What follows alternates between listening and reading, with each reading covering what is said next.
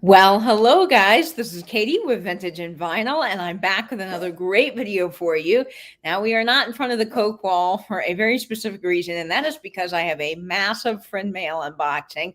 I've been saving all these wonderful packages from friends in the vintage community for about a month now. So I'm surrounded by treasures, and I can't wait to share all of these with you. So the best way to do this is really in the heart of my kitchen because I've got my aluminum tree up over here and the items from my live sale that are packaging up on the other side of the counter. So I thought, well, let me do it on this side. So you guys are getting a little bit of a different view tonight, and you get to see over here my big tin of Topsy's popcorn, which is my favorite treat from Kansas City around Christmas time. So I've been munching on that. So if you're not familiar with Topsy's, I highly recommend getting a chance to taste some of their popcorn because it's really, really delicious. It comes from Kansas City. I'm not sponsored by them. I just happen to love their popcorn. So that was a fun little treasure that you guys get to see in the background today. I see a couple of people tuning in, so welcome, welcome. Yes, it's mail time. I can't really sing, but I do love the Blues Clues, or I did when I was younger, so that's fun. So Angela is tuning in, so welcome, welcome. Yes, mail does make me want to wag my tail. Hi, young star girl. Welcome, welcome. Diane Broderick is tuning in. Welcome, Diane. Auntie Christy is here tonight. Thank you, Auntie Christy, for tuning in. We've got Tim. Now, Tim sent me one of the big boxes that is off to my other side here, and it is amazing. So I can't wait to show that. So, Tim, thank you so much. We've got Dear Angela's Vintage coming in. Cheryl Ross is here. Nancy, this overstuffed house, is here. Welcome, Nancy. Marianne, all in the attic treasures are tuning in. Yay, Carrie's here. So glad Carrie's here. Helen Melkor is tuning in, so welcome, Helen. Let's see. Yes, wag your tail. That's right. Hey, Delbert. I've got a package from Delbert, too, that's sitting over here, so I'm excited to share that with you. Katie needs a sponsorship from the Alaskan Salmon Company, Topsy's, or Jello. Yes, I do, Carrie. I need sponsorships from those. I would love that. That would be amazing. Hi, Michigan. Hi, Michigan. Hi, Linda Barnum from Michigan. That's what happens when you read many comments and words at the same time. So welcome to you, Linda. I'm glad you're here. I'm not as good as Patrick is at remembering where everybody's from, but I really, really do enjoy getting to say hello to all of you. And I will try to remember where everybody's from, but Patrick's really, really good at that. Hi, Tiger. Welcome. I'm so glad you're here. I have a package from Tiger as well tonight, so I'm excited to share that with you. AJJ is here. Nate, Mr. Biscuit, is in the chat, so welcome to you, Nate, from New Zealand. I do know where Nate is. Donna the Mama is tuning in, so welcome, welcome. So thank you guys all for being here.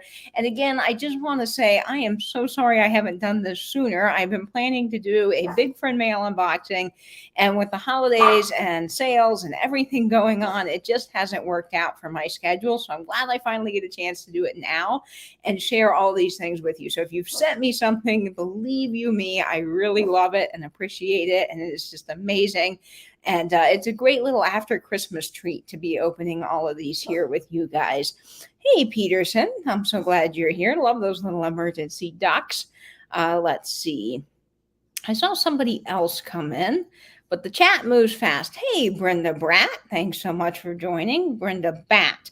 I will get your name correctly. I always try to get all of the names right, but some of you guys have some really clever names, so it's hard to keep it all straight. So as I mentioned, I'm not in front of the Coke wall. We're doing this in my kitchen because, as you can see behind me, I have a lot of mail to open, so this is going to be really fun.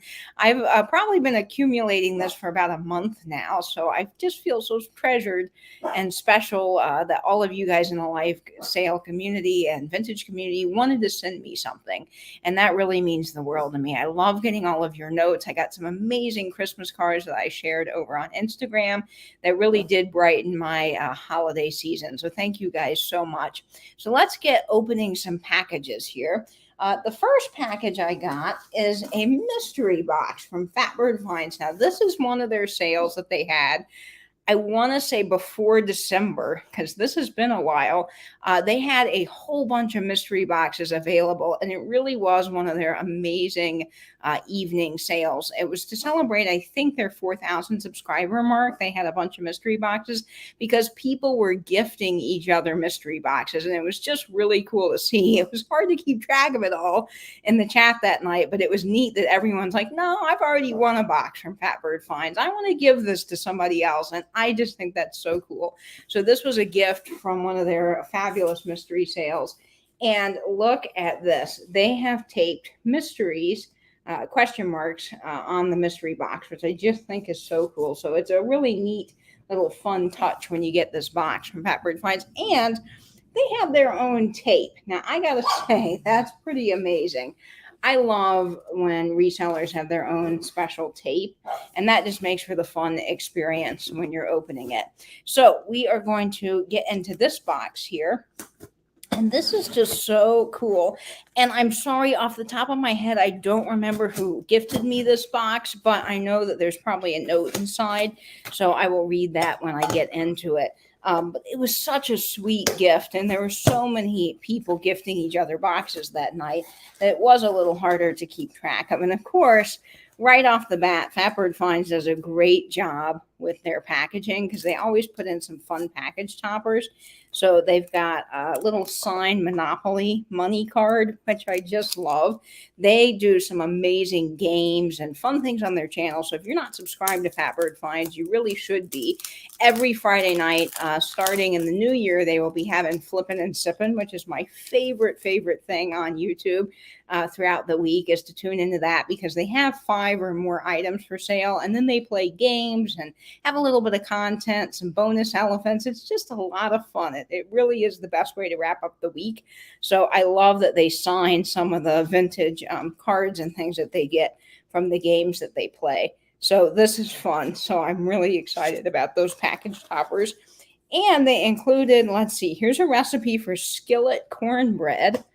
That looks good. It's money-saving skillet cornbread. How fun. And then almond coffee cake. Love that. And pear pepper bread. Ooh. Let's see what's in this. Dry yeast, honey, salt, all-purpose flour, fresh pears, ooh, water, milk, and egg yolks. Ooh, this looks good. And, of course, yeast. I might have to try this sometime. That looks really good. And then they have a bingo card. So this is just fun. I love the little package toppers. And they did a wonderful job with her little blue tissue paper on the top. You know, they just do a great job with their mystery boxes. Now, I believe these boxes here contained 1 piece of uranium, which I'm excited because I have a uranium collection, which is being covered up by that Kansas City popcorn tin in the back. But I love my uranium. So I am excited to see this. Hey, Wendy, welcome. Glad you're here and tuning in. I saw some other people in the chat. Let's see. First time on this channel. Well, welcome. I'm so glad you're here and subscribe. Happy to have you a part of the Vintage and Vinyl family. And if I missed anybody else, oh, Elbow is here. Hi, Elbow. Welcome to you. The chat moves fast, and it's hard to kind of follow the chat while I'm unboxing things, but I will do my best. Ooh, okay. So the first thing in this mystery box is some fabulous linens and crocheted items, which I always have such a big appreciation for because I cannot make these myself. So these things always amaze me. And wow, look at that. It's a Dipsy Doodle. If you don't know who Fat Bird Finds, they call these Dipsy Doodles and they put them on their head. Ooh, that's kind of fun on my hat. So this is great. I love this, Laura and Mary Beth. That is really fun. And then there's another one. Now, this one has more of an antiqued color, which I like. I like the different colors of these. And I'm sorry for that unwrapping noise. I know some of you guys are like, yeah, that's kind of cringy. But others of you probably think it's ASMR and really you're enjoying it. So we got 2 camps there. This is fabulous. Look at the way that they've done the beautiful roses in the center. That is really pretty. And again, these must have taken a long time to make. I'm just amazed by that because I have no sewing talent. I mean, I can sew on a button, But that's about it. So this is very exciting. And they included a hanky. Now, I love my vintage hankies.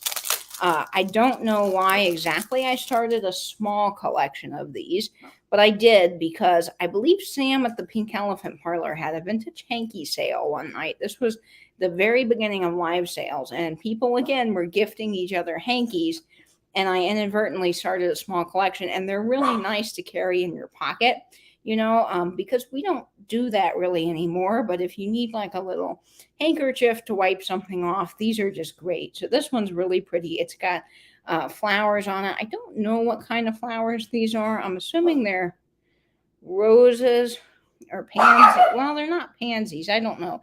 They're just beautiful. And then you've got this not lace, but I'm not particularly knowledgeable on linens per se, but that beautiful edge with the stitching on the side, it's just gorgeous.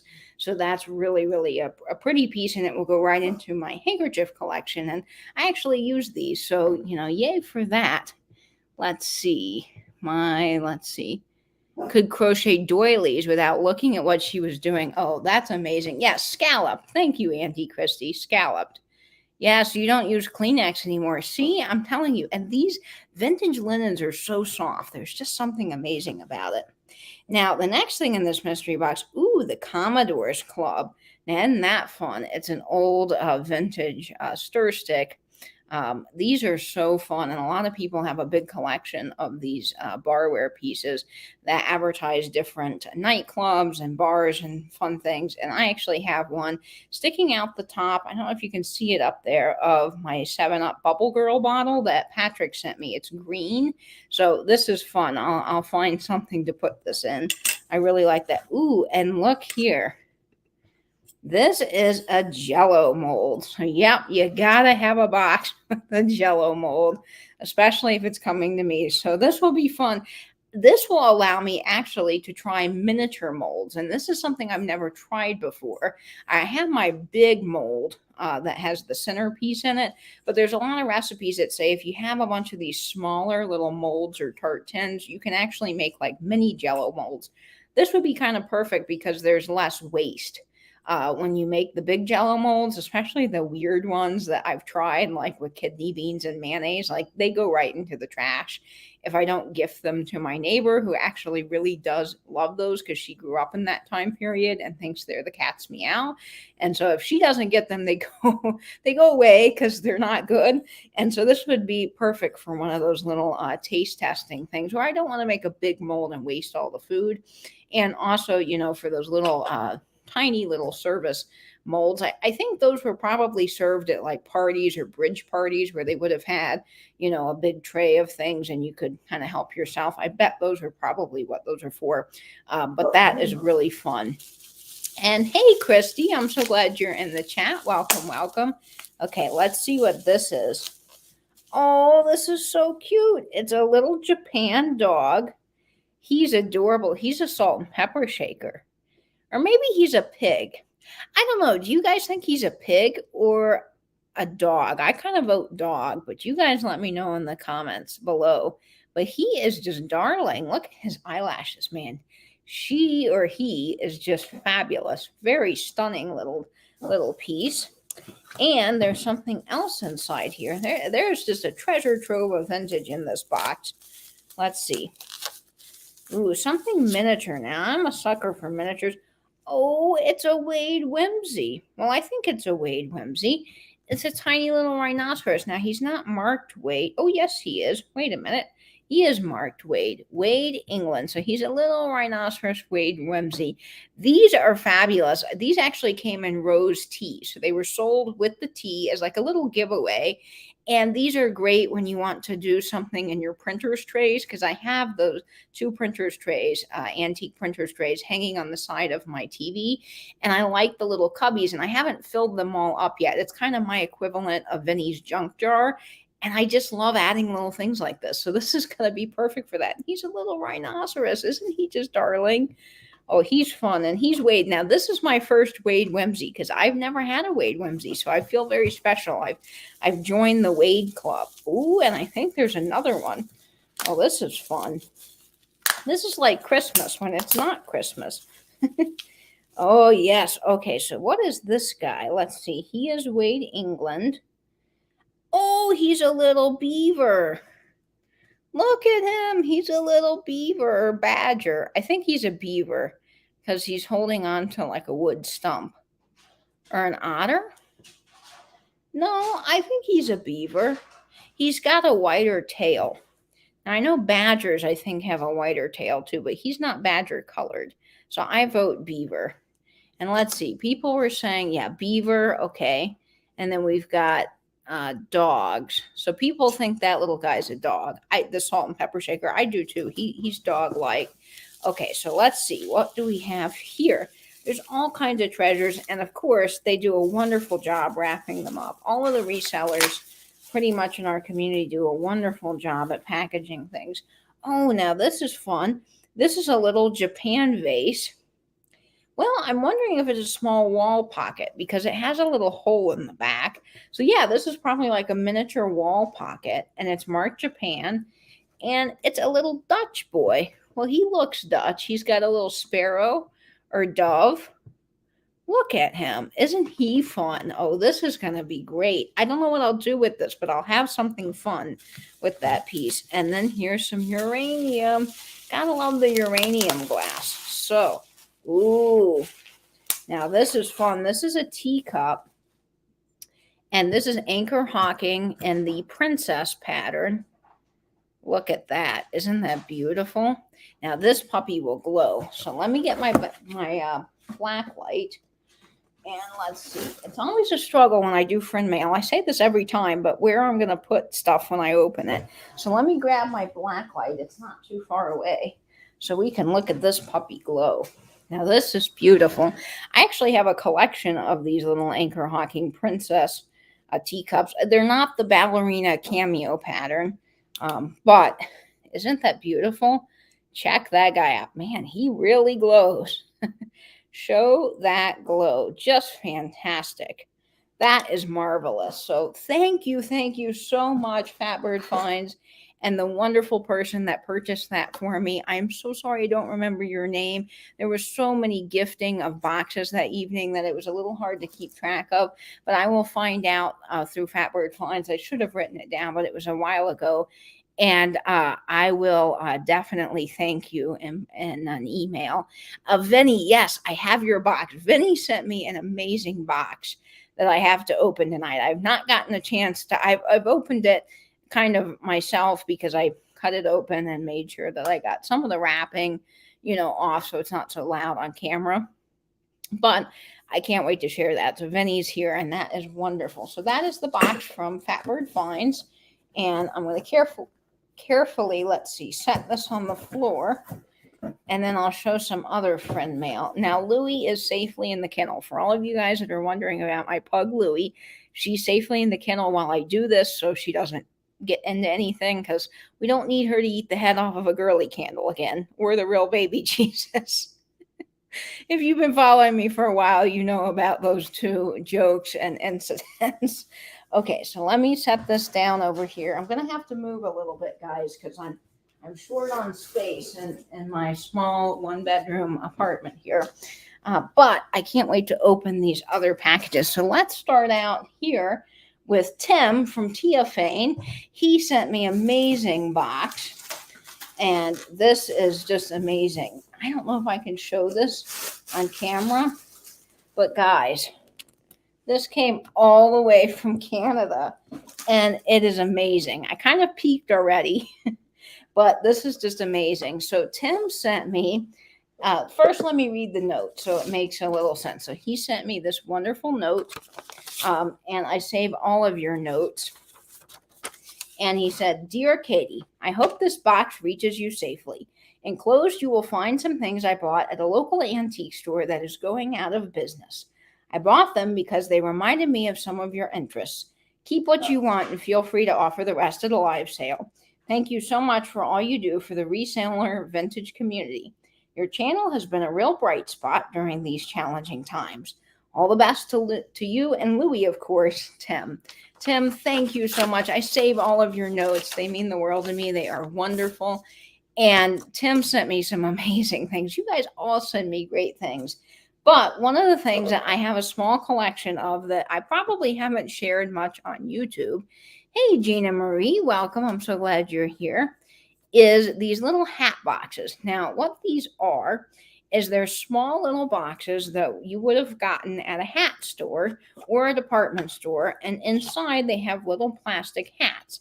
Now, many times when you see these, they are listed as salesman samples. Well, these actually aren't salesman samples. What these were is you would actually go to a hat store or department store and you would buy one of these, and these actually acted as a gift card. So nowadays, when we go into a store and we buy a little plastic card and we write the amount, instead of doing that, you would buy one of these, and basically they would turn them in for hats. So you go into the store and they have different styles of hats. Now, what I haven't figured out is I don't know if the style of hat that's actually inside entitles you to that exact style, because I'm sure there's different price points. And I've seen ones with vintage top hats or the little miniature top hats. And I don't know if you would have traded those in for a top hat or if you could get any hat. Maybe they were just a solid value. But these are amazing. So this one is Stetson brand. It has the green plastic hat on the inside. I don't have any Stetson brand ones, so this was really exciting, Tim.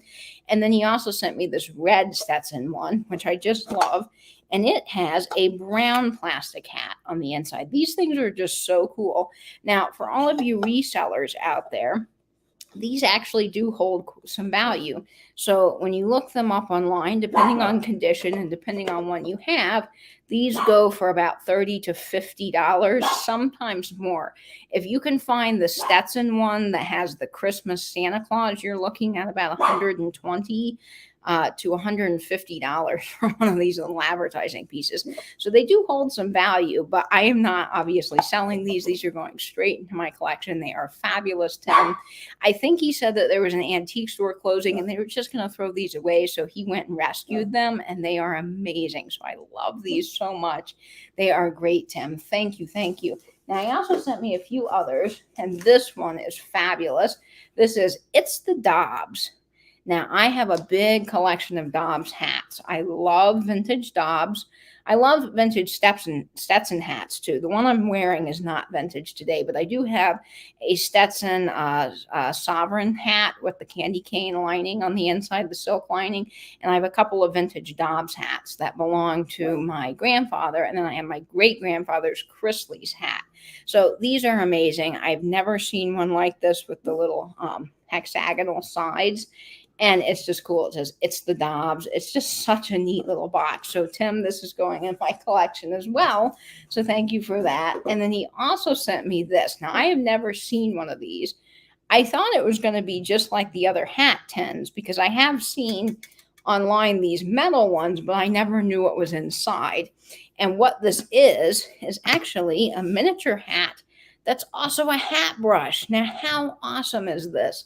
So you actually have the little hat. Now, this is not, unlike the other hats that you've been seeing, this is not a fedora.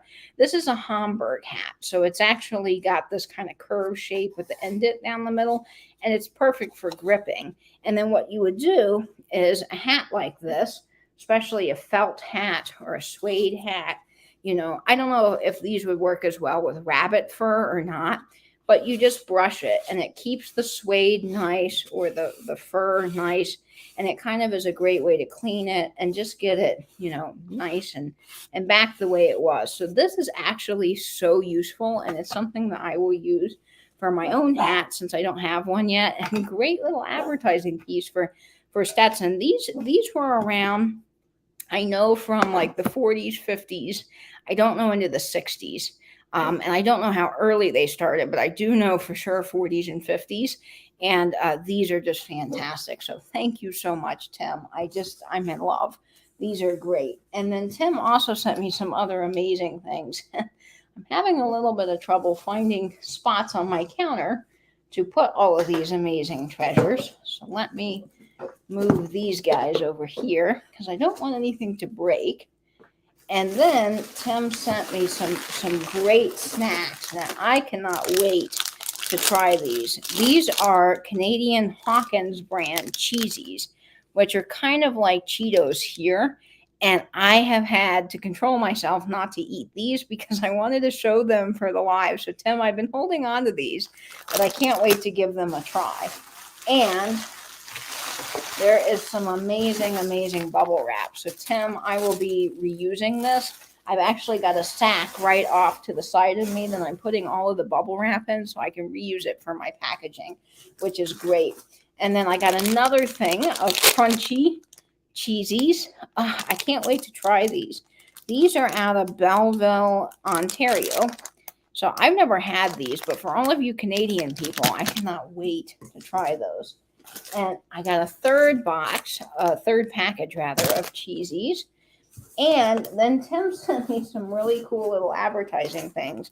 So this first one is Resfuro spatching compound for resurfacing plaster, wood, and masonry surfaces, made in Canada by the Redon Company in Montreal. And this is just the coolest box. How cool would this be for Halloween? It would just be amazing. Now, I don't know. Let me see if I can find. Okay, this is all in French. Ooh, that's cool. This is all in French on this side of the box. And then the other side is English. And I bet this box to probably be just based on the graphics from the 1940s. This box is really amazing. Now, there's also some other things, and this is very cool. The sparkler auto lamps. Now, how amazing is this packaging? Again, something I think probably from the 30s or 40s. And these are so cool when they have the lights inside. So this has the little light bulb, and look at that. It says foreign. Oh, that is just so cool, Tim. Tim just knows. I love old advertising and packaging. I say this every time I share something like this, but our packaging is just so sad now compared to these old packages. Now this on the side, you could put your number, your volts, your base, your bulb, all of your information. So this is almost, I would consider this slightly new old stock. I don't think it was ever used because it doesn't have the information filled out. So this is a very cool piece going right into my collection, Tim. And there is so many more wonderful things. This is Canco wallpaper, paste powder. Now, how amazing is that little girl? I don't know what she's got on her head. It kind of looks like hair, but maybe a hat. I don't know. She is just so cool. Hi, Nancy. I hope, Nancy, you're feeling better. Oh, they were all going to be thrown in the garbage, Tim. How could somebody get rid of these fabulous things? Oh, they're going straight into my collection. These are made by National Adhesive. And now what's cool about these things are these are from Canada. So they're probably things that we don't have here. And if you open this up, there's actually a box inside of a box. So amazing box here, probably from the 50s. And then you've got this spick and span, new improved. No rinsing and no rinsing and no wiping. Oh, how cool is this box? And then look at these little guys on the back. So you've got spick and span. Amazing, amazing advertising. Now this is, made in Canada. It's made by Procter & Gamble. I would probably say 50s probably for this based on the graphics. 50s or 60s maybe. It says, for cleaning painted walls, woodwork floors, painted furniture, linoleum, tile refrigerators, stove sinks, enamel, varnish surfaces, Venetian blinds, fiber rugs, outdoor paint, and many other uses. So what can't this product do? Oh, that is really cool, Tim. I love the graphics on that. So we got some cool little boxes here that I can't wait to add into my displays. I just love these things. I don't know why. They are amazing. And then there's even more cool things in the bottom. And Tim, you did a great job packaging this. So we've got this little box of happiness on every page. The Star books for children. They're crayons. They're sold everywhere. Look at the star on that, kind of like a sheriff's badge. How awesome is that? I don't know when these are from. I'll have to do some research on these. But again, probably 50s, maybe 40s based on those graphics. But these are so cool. And then, of course, Tim had to send me some Jello books because, again, I wouldn't be vintage and vinyl without my Jello. And this is a Notch Gelatin Dainty Desserts, Candies, and Salads recipe book. Now, this one's probably older. Let me look for a copyright date here on the inside. 1931, guys. This is amazing. 1931. Look at the graphics on that for Notch Gelatin. Oh, you gotta love that. Now, let's see what recipes are in here. And these are in color, too. Let's see. Fruit Rice Bavarian Cream. Well, that one's not so bad. I don't know if this one's as bad as some of the other ones that I have eaten. Let's see. Oh, tomato jelly. I don't know about that tomato aspect. That's not particularly appetizing looking, but the graphics are cool. Oh, okay. What is this one? Plain and fancy salads. Okay. This one is the Perfection Salad. All right, what's in this? Cup of cold water, sugar, mild vinegar. Have you guys ever heard of mild vinegar? Lemon juice, salt, cabbage. Oh, no, not the cabbage again. Celery cut into small pieces, pimentos, sweet red or green peppers.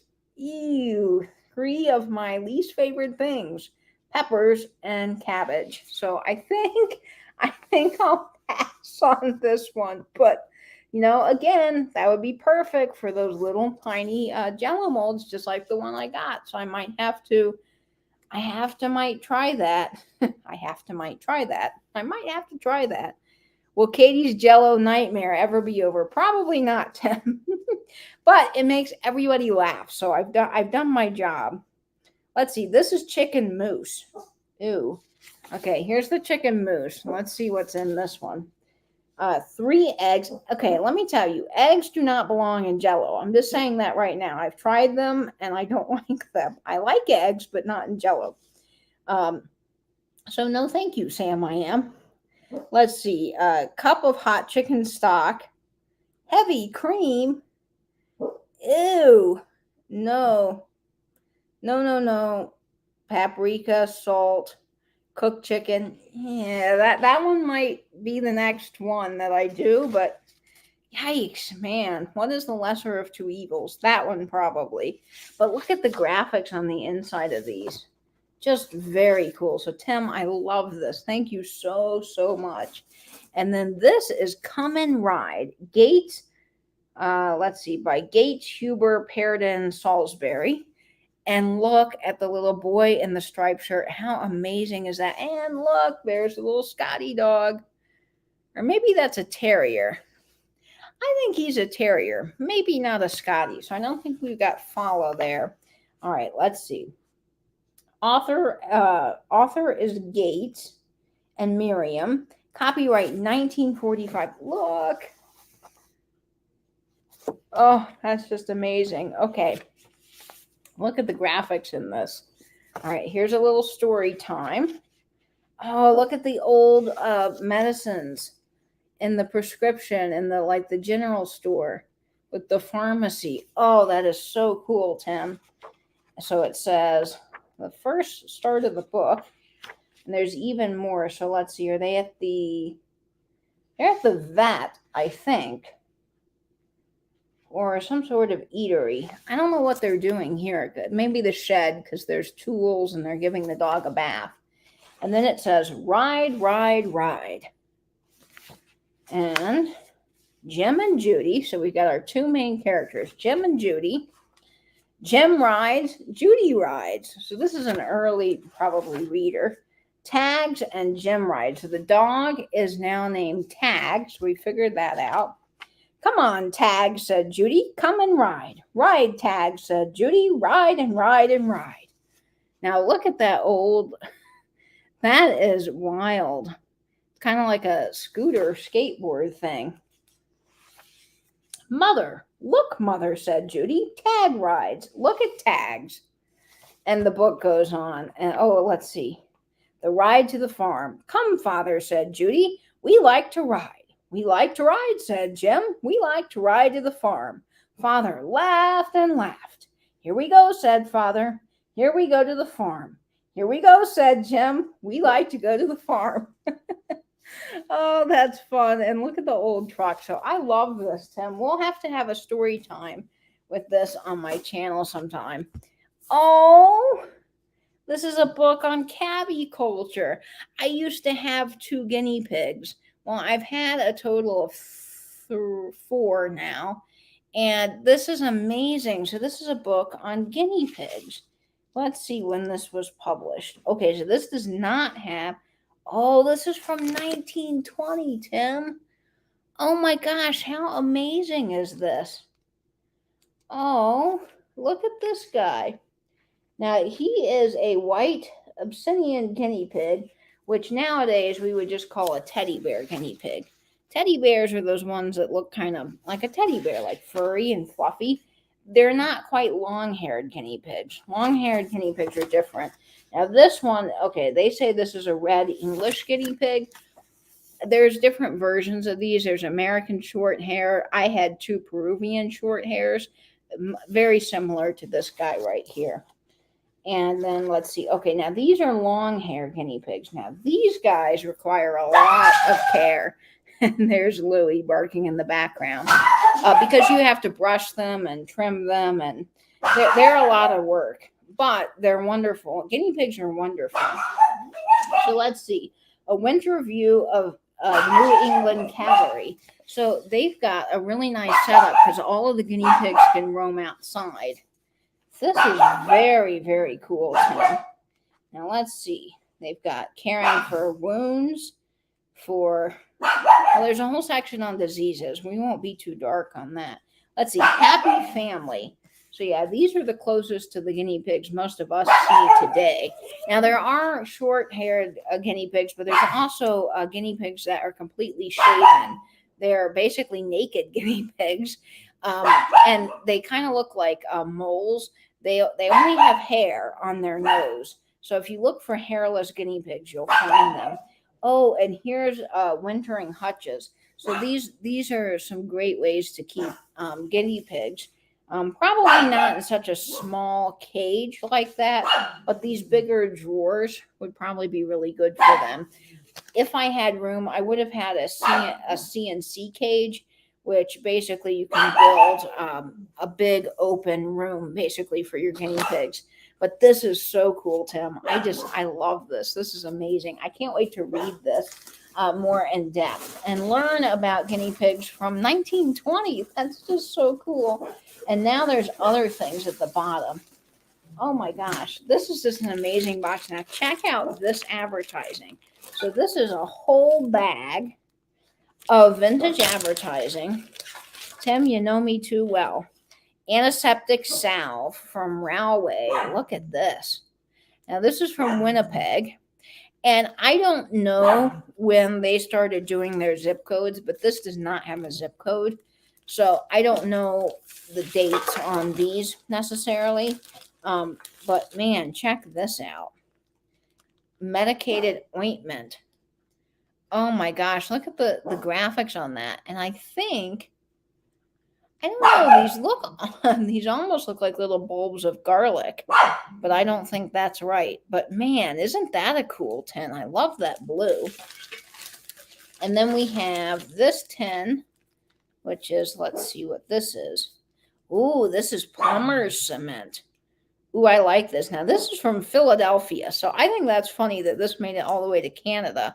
But check that out. Oh, I love these. Now, this is a cardboard tin with a metal top and bottom, and you typically find a lot of these in the 40s, especially these smaller sample sizes, so this is really cool. And, of course, it doesn't have a zip code, so we know that. It's earlier. And then this is Ungent. So it's this is from the Watkins Company. They were out of Tennessee, and it seems like Oakland, California. Yeah, so this does not have a zip code, so it's earlier. It's between 1948 to 1963. 1963 is when we got the 5-digit zip code. Now, for large cities like New York, LA, they would have had 2-digit zip codes in the late 40s for some of those larger cities. So that's an earlier 10 as well. So great dating trick. So Tim, I love these. Thank you, thank you, thank you. And Gina Marie, thank you so much for your super chat. I appreciate that. Yes, and I'm having trouble following the chat. Hi, Cheryl. Oh, you have that tin. How cool is that? That is amazing. We found a guinea pig on the side of the road with a cage and a bag of food and a free sign on. Oh my gosh, Helen. What'd you do? Did you take the guinea pig in? I hope so. Poor guy. He must have been scared. Okay, and the last amazing thing in Tim's box, because all of it was amazing. Tim, I just can't thank you enough for this, is he sent me a Coca-Cola quality control report. Now, I have a collection of these books, which Tim probably didn't know, but saw it was Coca-Cola and thought I would like it. I love these old salesman reports and samples, and Coca-Cola made quite a few of them. They're not that easy to find. So let me get this one out of the bag so I can show you. This one is saying it's from 1960. Yes, May 18th through the 20th in 1960. Now, what these are, and there's different versions of these. Some of these are for you to sell products. So sometimes they're telling you, like, as a salesman, what you would sell. Some of these are from different conventions, like bottlers conventions they would have had. It really depends. And this one is a quality control survey. So basically what this is it's telling you if the Coke is up to snuff. So it's got carbonation content. That's something that they have to test in the Coca-Cola when it's being bottled. And I actually have a carbonation tester. So this will be really cool. My carbonation tester from Coca-Cola. So yeah, split line with 2 RCA automatic beverage inspections machines. Appearance was okay. Taste was okay. Stock was okay. And the age of syrup being bottled was 13 days. So isn't that cool? This is just really cool. I bet Vinny's liking this in the chat. And it says sanitary and mechanical conditions.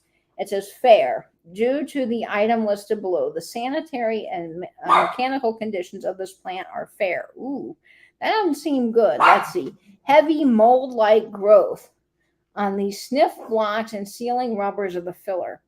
Well, that's not so good, Coke. You got to get it together. Look, someone's underlined and put a question mark. They obviously didn't understand. Let's see. Okay. Air purifier. So it's measuring it in microorganisms. So let's see. The sand filter got 14. I know a little bit about filters, so to speak, through like CFM when you're getting into woodworking. So I can't say I know too much about those types of filters. Let's see.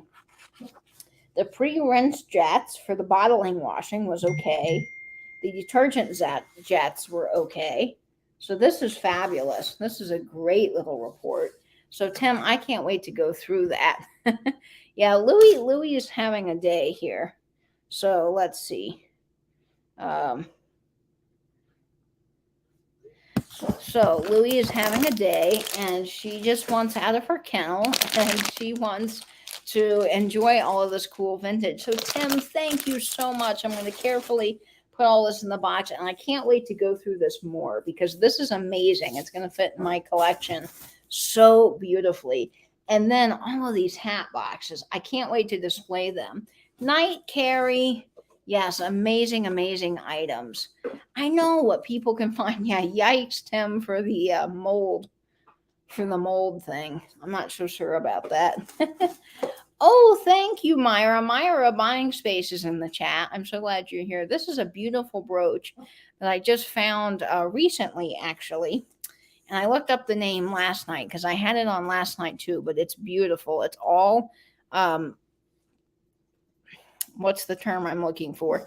It all is prong set. There we go. It's all prong set, and it's got different colors of blue. In fact, I think I can take this off and show you. Let's see. It is, if I can read this, Warner. Yeah, it's Warner. So this is comparable to like a Weiss. It is really pretty. It's all pot metal, but then every one of those pieces are prong set, which is just amazing. The quality is just stunning on this piece. So that is really, really exciting. So thank you, Tim, so much for your box. I'm really, really excited about it. And on New Year's, I'm going to have those cheese puffs that you sent, because that will be perfect for that. I love getting British snacks and Canadian snacks because they're just things that we don't find here. And they're really, really good. Let me see if I can get this back on my shirt. That's always the challenge. Okay, so that's Tim's box. So I'm going to carefully set that down here. And now, let's see, I've got some other fun things. So let me put this with this. Okay, so this actually came from Delbert, who was in the chat a little while ago. I don't know if you're still here, Delbert, but he bought this from Tammy. And this is a typewriter ribbon tin I don't have. Longhorn typewriter ribbon. I've never seen this typewriter ribbon tin. They made hundreds upon thousands of them. And this one is for Underwood and the Royal Portable Typewriter. So based on that, Mark, I'm probably guessing 50s here, 50s or 60s. Sometimes you can look on the side to see who made the metal tins themselves. Not always, though. But a lot of these were made by Decorated Metal, American Can Company, those kinds of companies. Some of the earlier companies you'll find went out of business when they combined with the American Can Company, I believe in 1900 or 1901. But I love these round ones. Now, these are after, I say this all the time, these are after 1895, because in 1895, that's when typewriter ribbon tins got standardized. So they were actually 1 1/2 inch sizes. Before that, they were sold in boxes, and before that they were sold loose. So they had kind of a history of change. And basically what I find so interesting about these typewriter ribbon tins is they were able to kind of standardize the size, because if you imagine a square tall tin, which are the earlier tins, filled with 1 1/2 inch ribbon. That is a wide ribbon, and changing that on a typewriter is kind of a pain.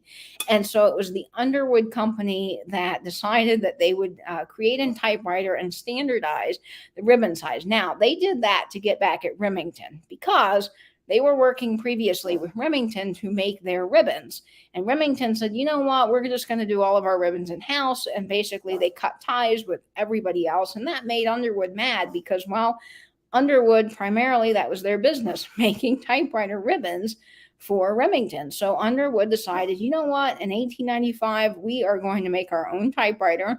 It took off. It was a big success, and they standardized the ribbon size. So after 1895, you find a lot of these smaller tins that have just the 1/2 inch size ribbon.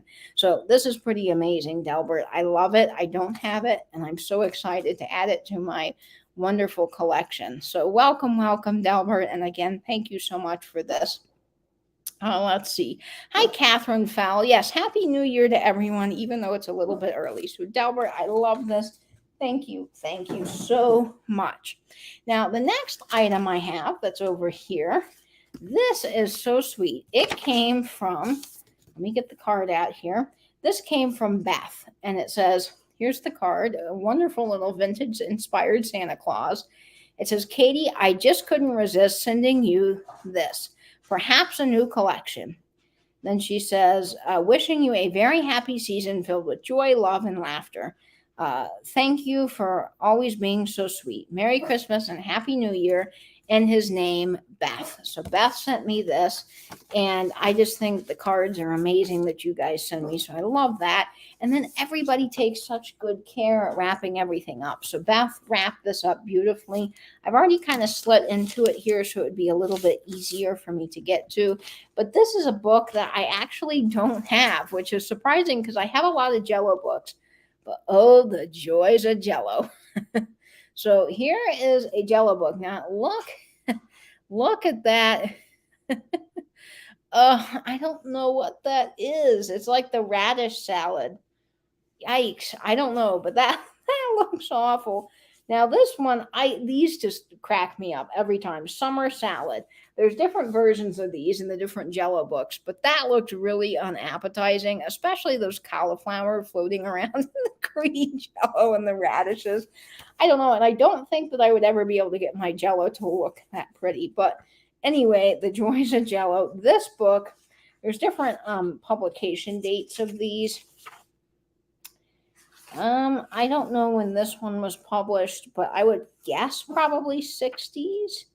Yeah, probably 60s. I'm not sure. But then look at this. Here are these little tiny molds. So see, you can serve a bunch of these smaller molds, which I think were popular at bridge parties and stuff. And then in the back, oh, marzipan. I don't know about that. I'm not so sure that I like marzipan. You can send for molds. So if you ever find some of these molds, a lot of them are issued by the Jello company. And then here is Jello. Now you got strawberry and lime flavored, which actually doesn't look too bad.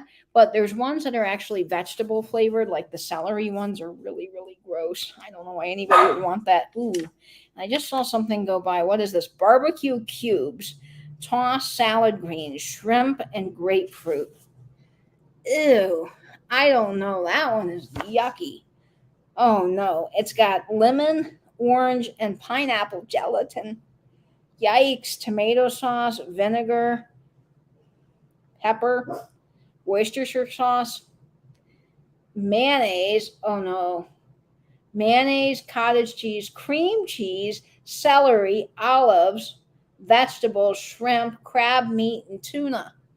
All in the same Jello mold? Are you kidding? No, I'm not joking. Oh, that's disgusting. Oh, no, no, no, no. That's just, oh, no, no. Okay.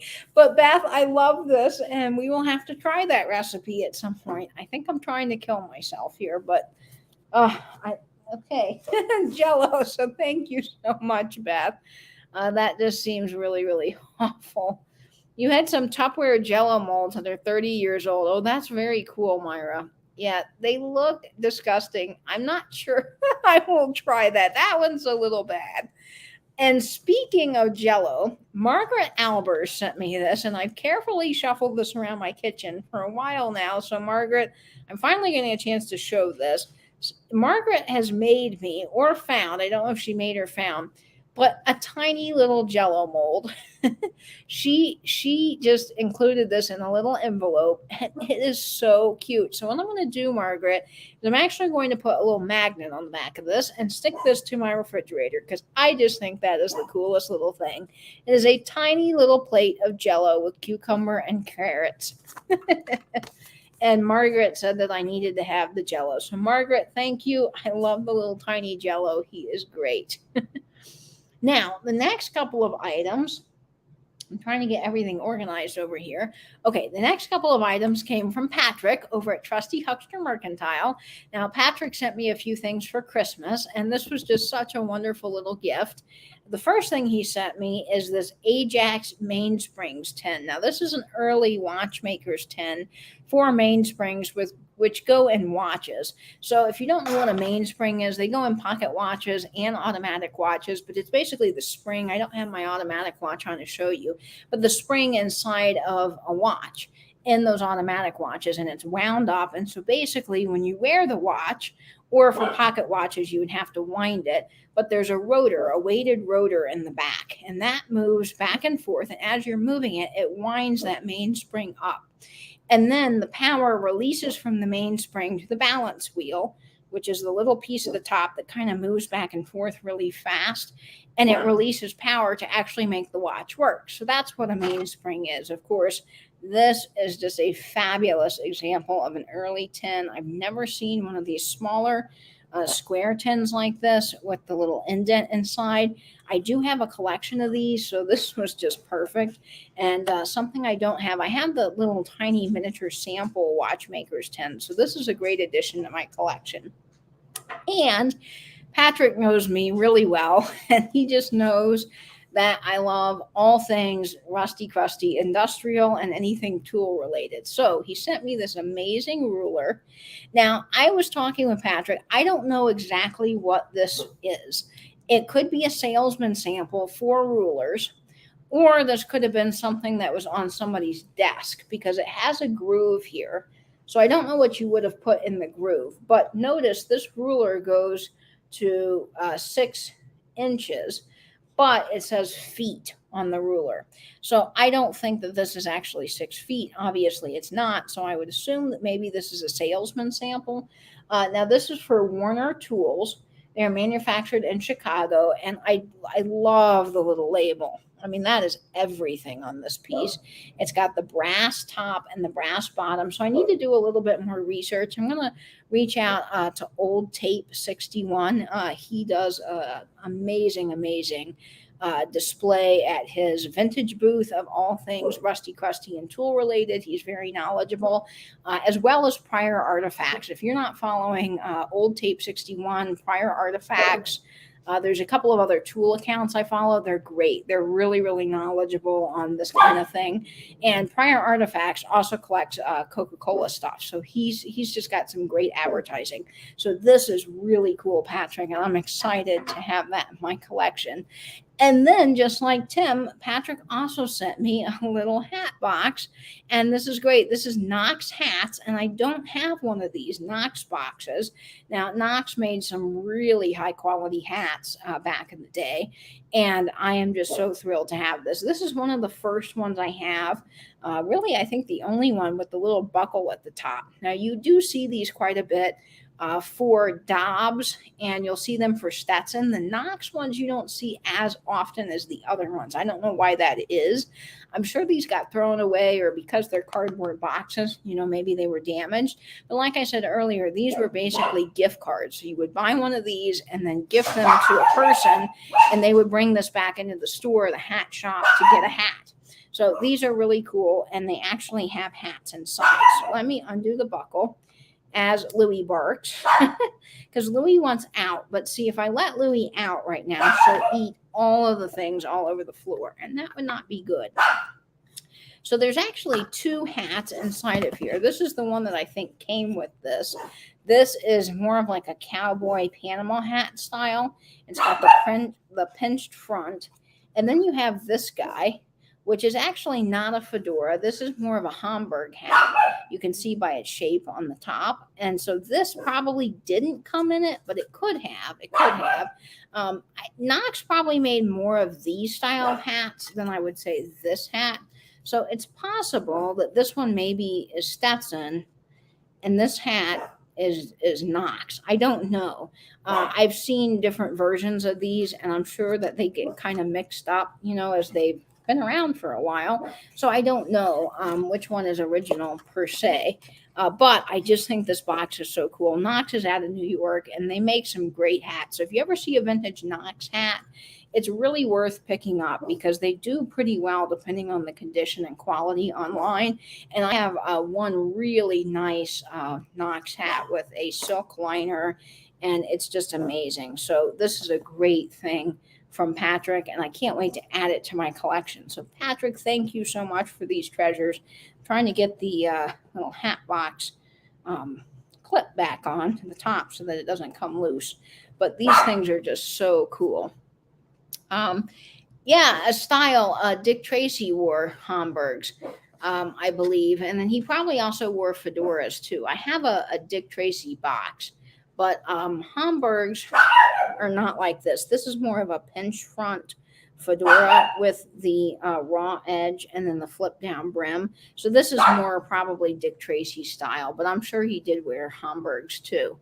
Let's see. Thank you, Jan Goodwin. I'm so glad you're here. Yeah, these little hat boxes are just so cool. And like I said, these are good to pick up because they can be quite valuable depending on the hat box. So I really do like those a lot. They're just a cool advertising piece, especially since I wear hats.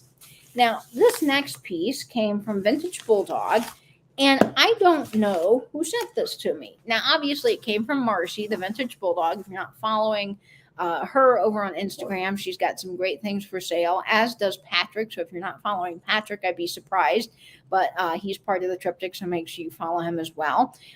Now, Marcy sent these, and there's no note, so I don't know if she sent them directly to me or if someone bought them off of a live sale for me. But they are just amazing. So these are two vintage books.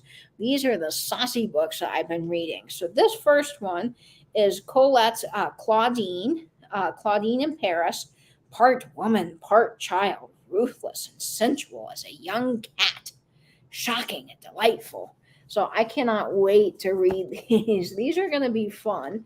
Let's see. This one is published in 1958. So it says a 17-year-old girl reveals her innermost thoughts and desires. Sorry, my phone's going off. Let's see. When it comes to a gentleman pinching my behind in the street or a friend living in what I am in the habit of reading about, I am knocked sideways. I swear, I absolutely swear, all this can't be just the boring nervousness, edginess of a female who needs a husband. I need more than a husband. So that's what's on the back of this one. And this one is Return to Vicky.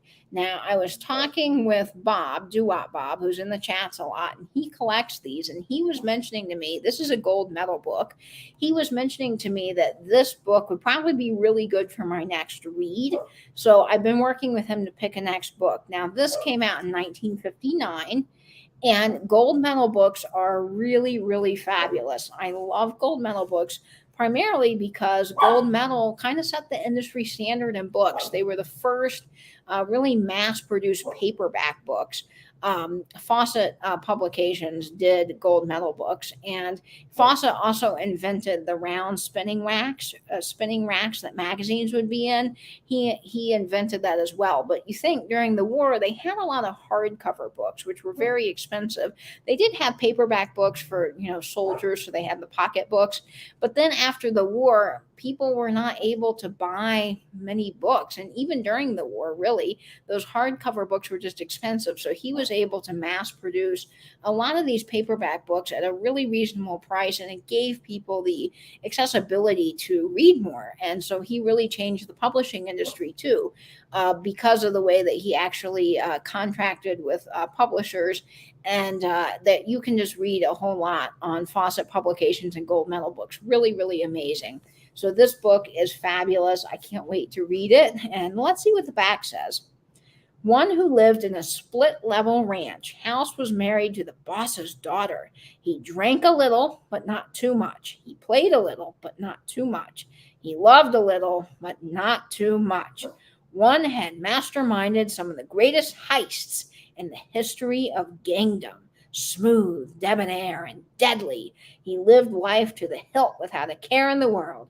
He was the law unto himself.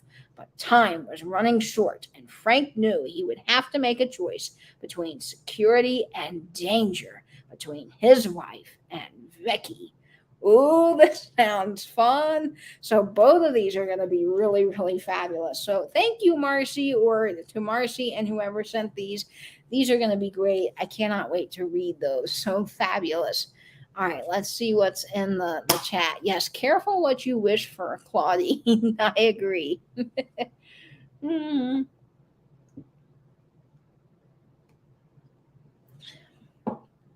Night, Jan Goodwin. Thanks so much for tuning in.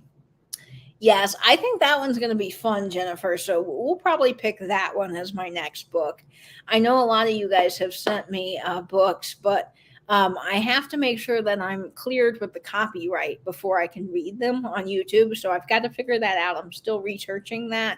But I think that one will be good based on the copyright date and the fact I don't think this person that wrote it is alive anymore. But it is 75 years after the author's death, so we have to figure that out. But I think that one will be good. So that will be very exciting. I can't wait for that. Okay, we got some more fun packages here. I just feel so spoiled every time I do a friend mail unboxing. And gosh, we've already been on for an hour and haven't gotten through even half of what's been sent. So there's so much to share. This next package came from Staff Sells Stuff by the Seashore, and that is a mouthful, but she has a great channel. She's a lovely lady. I highly recommend you subscribing to her. And she sent me these amazing checks. Now you're thinking, checks, why? Well, what these are is actually Coca-Cola checks, and I have a small collection in my ephemera bowl of these. And these are for different bottling companies. They're from different bottling companies, 2 different advertising agencies. So these are advertising checks primarily to pay for all of the advertising that Coca-Cola did. So this one is from 1964. And let's see, they paid $174. And it's got the cool little, this is from the Monticello Bottling Company. So, and I love how they're all shrink wrapped. I mean, that really is a great way to protect them. So this is super cool. Night, Christy. You have a good night. Thank you so much for being here. I love you bunches too. And then this one is from 1968. So there's different logos. So see, this one's got the round button style logo. And this one has the fishtail logo, which was really big in the 60s. Now this one is older. This one's from 1940. And look at this Art Deco shape to the Coca-Cola label. Now this was $800. No, $8. I was going to say 800. There's a period that was missing. $8. So I mean, still back in the 40s, that would have been expensive. Now this is from Rome, Georgia. So home of Coca-Cola is Atlanta. So that's pretty cool. And then this one's early. This one's from 1942 for $6.68. Now, how cool is that? These are just amazing. I love collecting these, and I didn't get to show this one, but up close very well. But look at her. So that's the signature lady drinking the Coke bottle in the center. Now, these are awesome. In fact, this little emblem with the lady that's drinking the Coke is actually right there on this pretty unique and hard to find Coca-Cola thermometer that I have. And she is also featured on the Ice Skater Girl tray. It's the only Coca-Cola tray that has the little round emblems on either side of the tray featuring this logo. So that is very cool. These are just awesome stuff. I love them. Going right into my ephemera bowl. So thank you so much for sending me those. It was very, very sweet of her. Now I've got another package here, and let me see. I labeled everything best that I could. So let me see who this one's from. Okay, this is from Michelle. This is from Michelle Newton's Cupboard. Now, Michelle sent me a wonderful Christmas card, as did many of you guys, and she sent some fun package toppers. So these are playing cards with the little Coke Santa. Isn't he fun? I just love him. Coca-Cola really did invent what we know and love today as our Jolly Holly Santa Claus. Holly Jolly Santa Claus. And then she sent this little thing. And look, it's a little Christmas sloth. Isn't he fun? I just love him. I do too, Vinny. I love the fishtail sign. It's just wonderful. And then look at the little dinosaurs. It says Merry T-Rexmas. With the little lights. That's just fun. That is something that Mary Beth would love because she loves dinosaurs.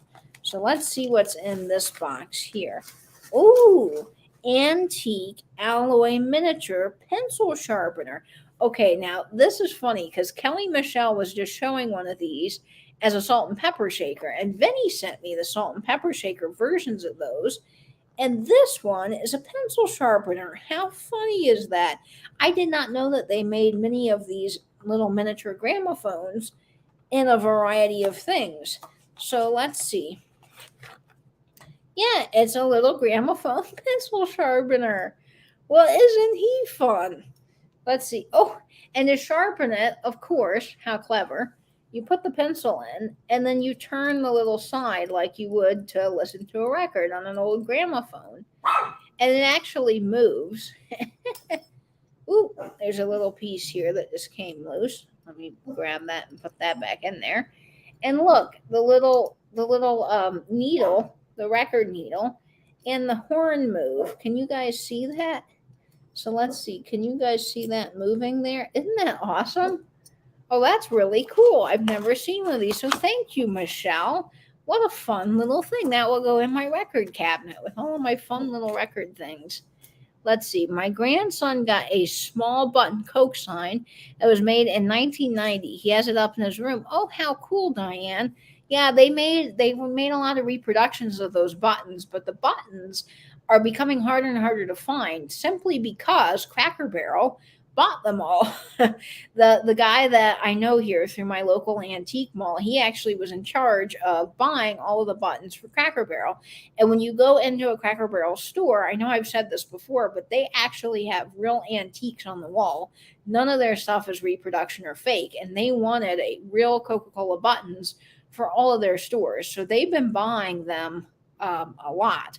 And a lot of them have been taken off of the market because Cracker Barrel has them all. So they're becoming harder and harder to find. So those reproductions can be kind of nice as a replacement until you find an original. Oh, thank you, Angela. Yes, this ring here is my signet ring. My dad gifted that to me when I graduated. So that was a very sweet gift from my dad. So I always have that on. Yeah, those little novelty pencil sharpeners are just so fun, aren't they, Melinda?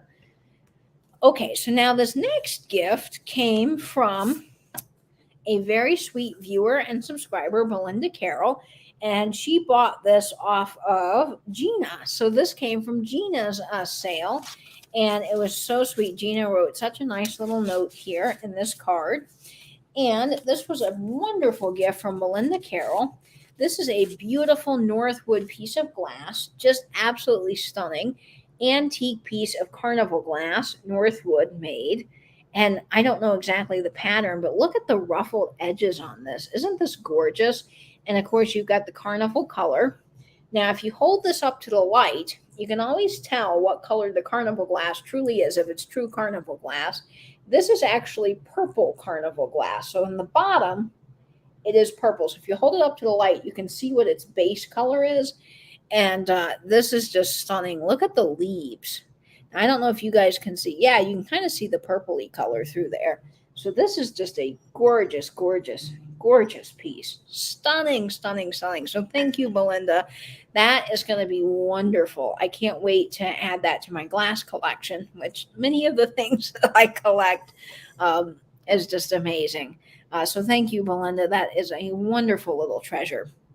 Now, Angela's in the chat, and Angela sent me some things. And one of the things I wanted to highlight is her wonderful new little cards.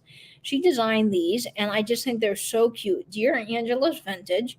And it's just such a sweet little card with the deer. So if you're not following Angela, make sure you go follow her. She creates the fabulous live sale calendars.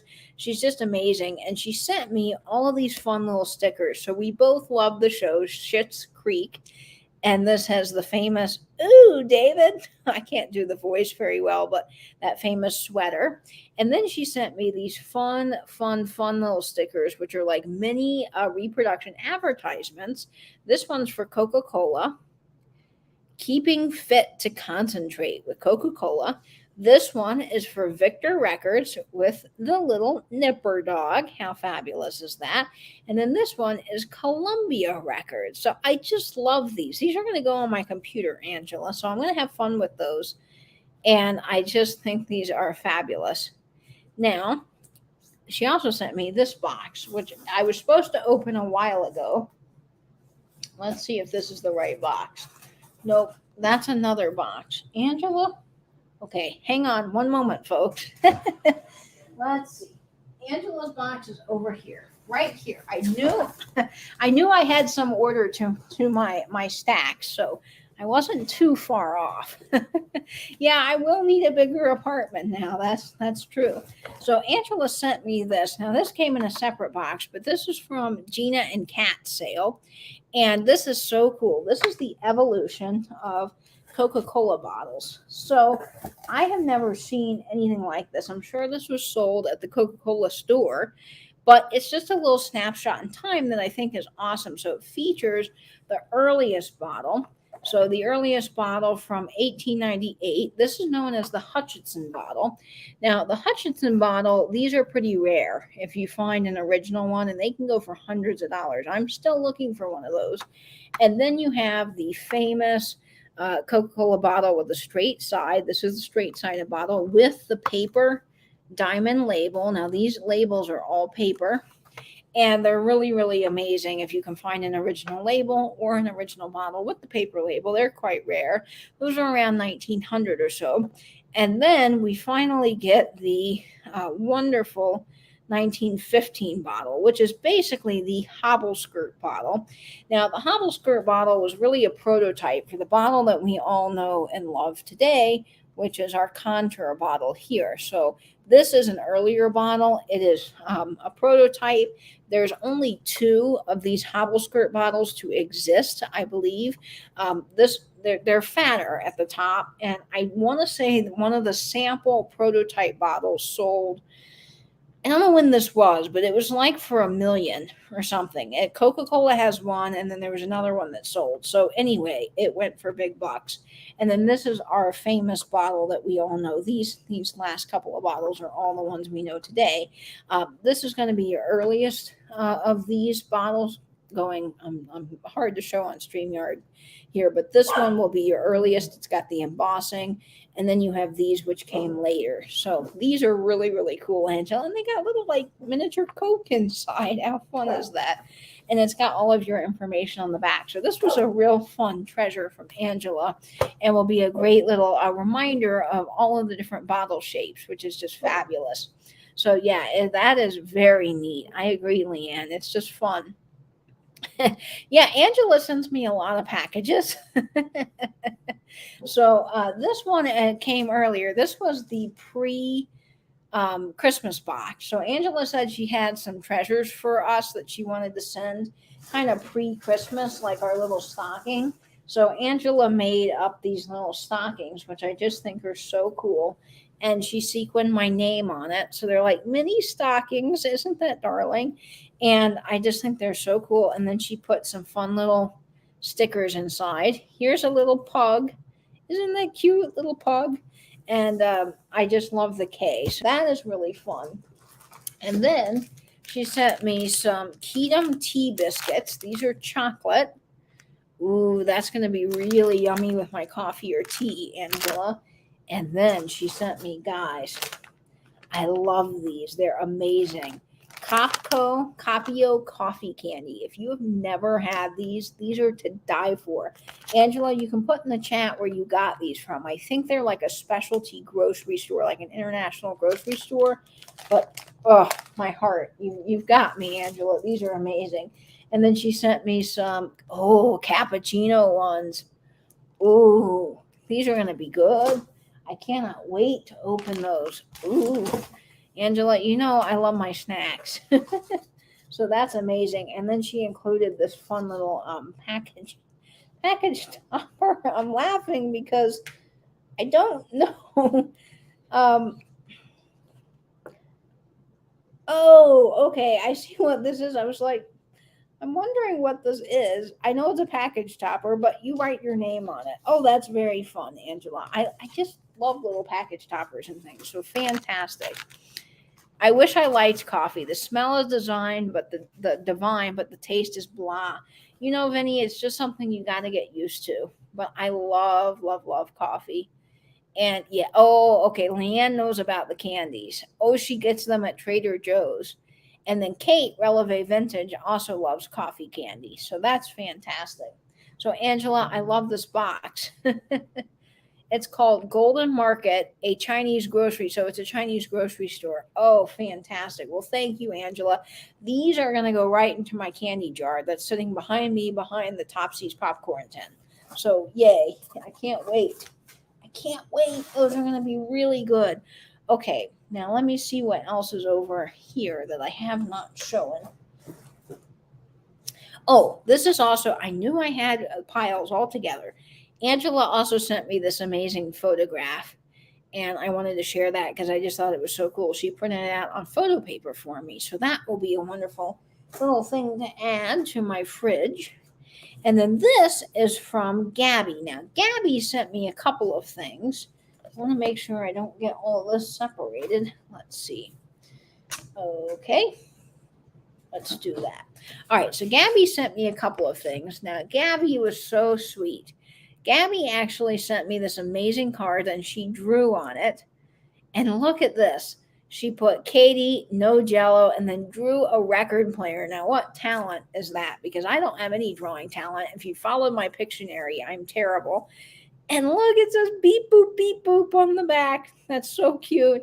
Gabby in the chat for a long time has been calling me beep boop like a computer because she feels like I just have information to share in the chat, particularly about glass. So I just think that's so cool. So in this note, she says, "Dear Kate," ooh, I swallowed wrong. Sorry about that. "Dear Katie, thank you for always being so helpful and kind to all. Also, happy birthday.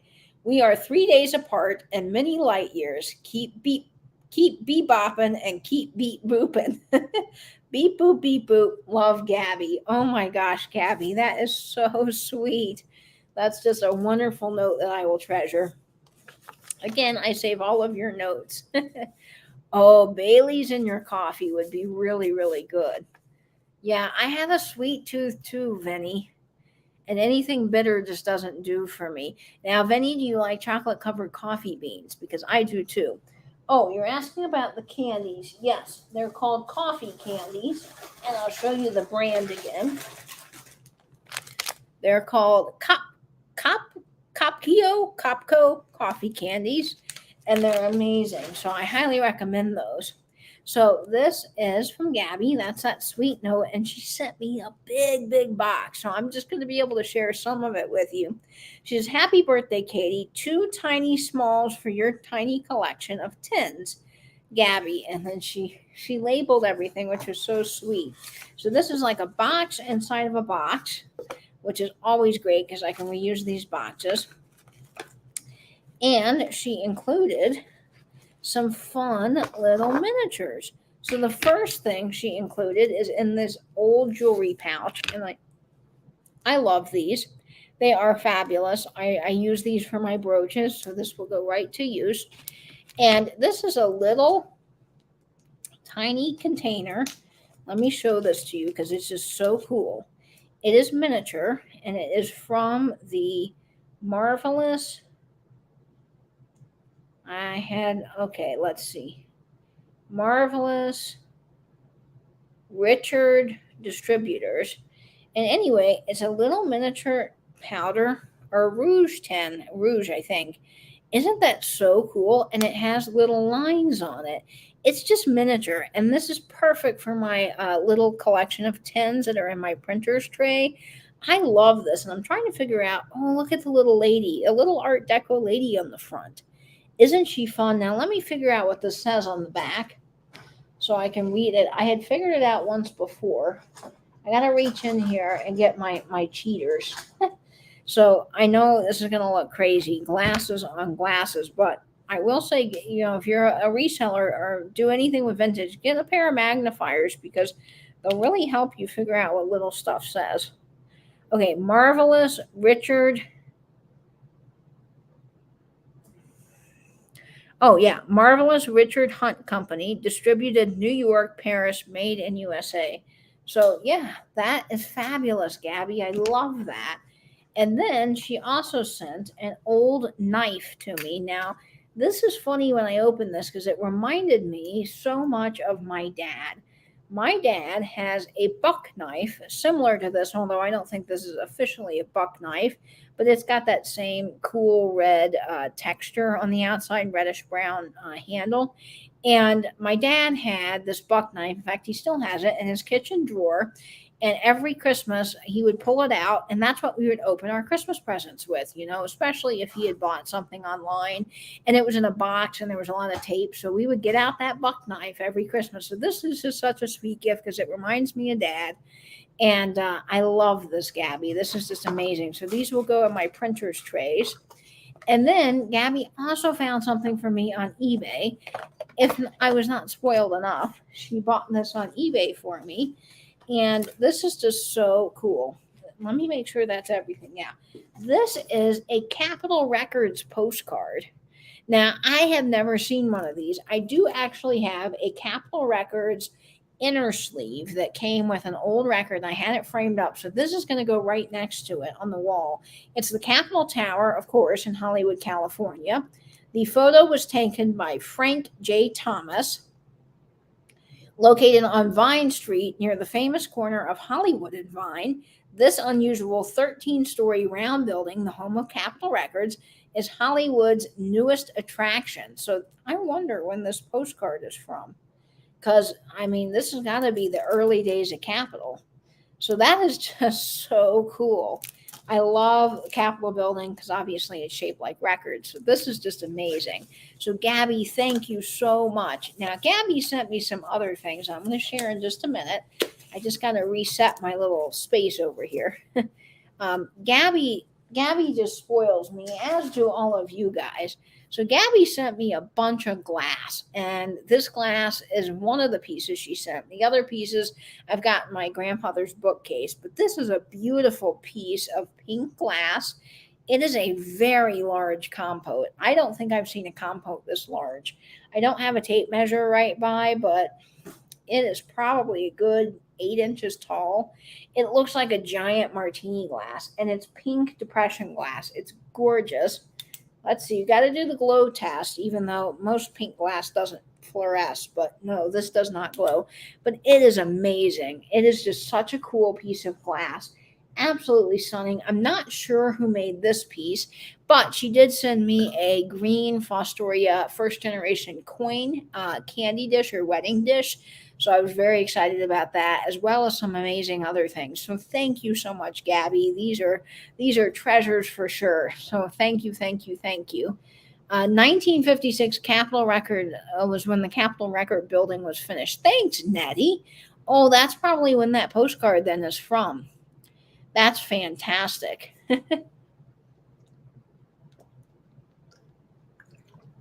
Let's see. All right, I've got a couple of other packages here. Now, this package came from Dolores in England. Dolores, Miss DAM Jewelry.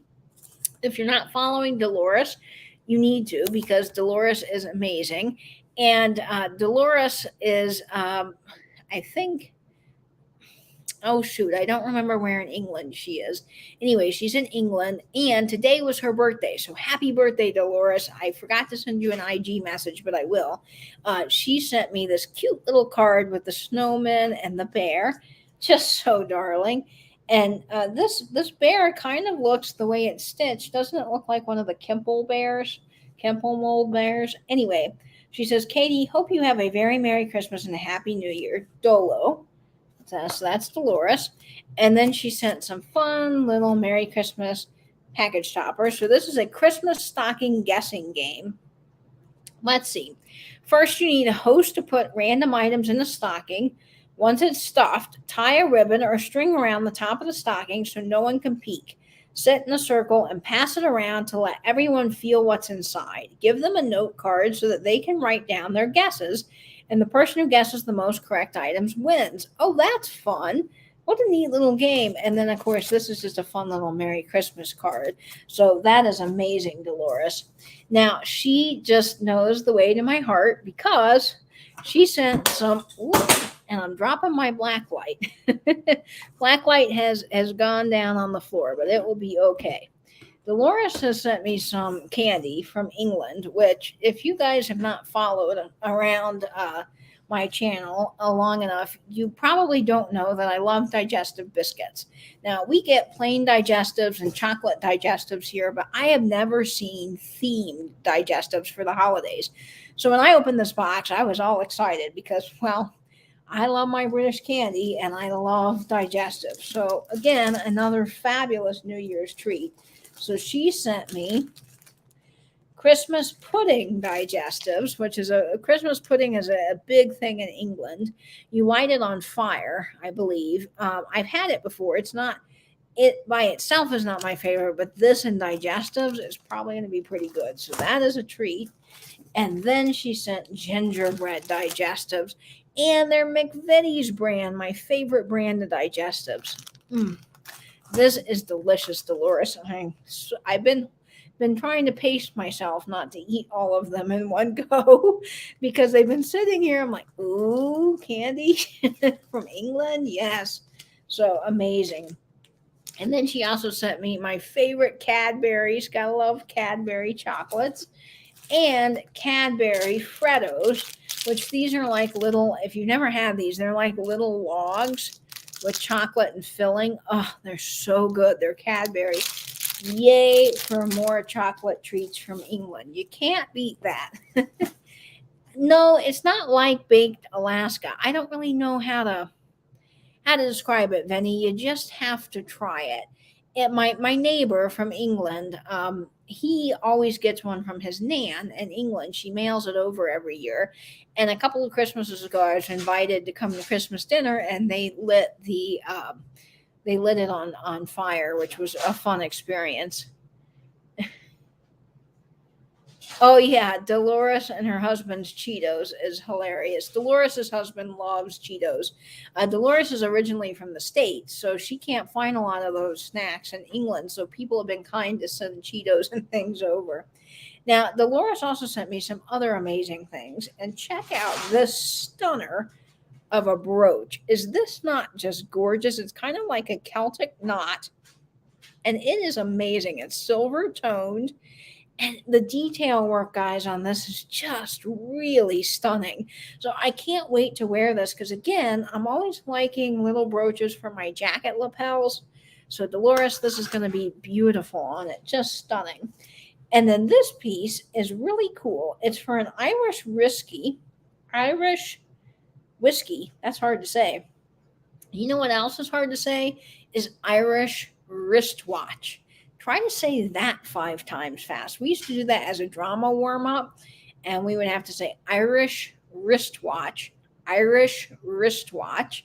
and then we'd have to say rubber baby buggy bumpers to warm up our voices, you know. And then we'd say unique New York, and a whole slew of other ones. But those are the ones I remember. So I don't know why that just came into my head with the Irish whiskey. But try to say that. That would be a good warm-up exercise. So this is the finest Irish whiskey.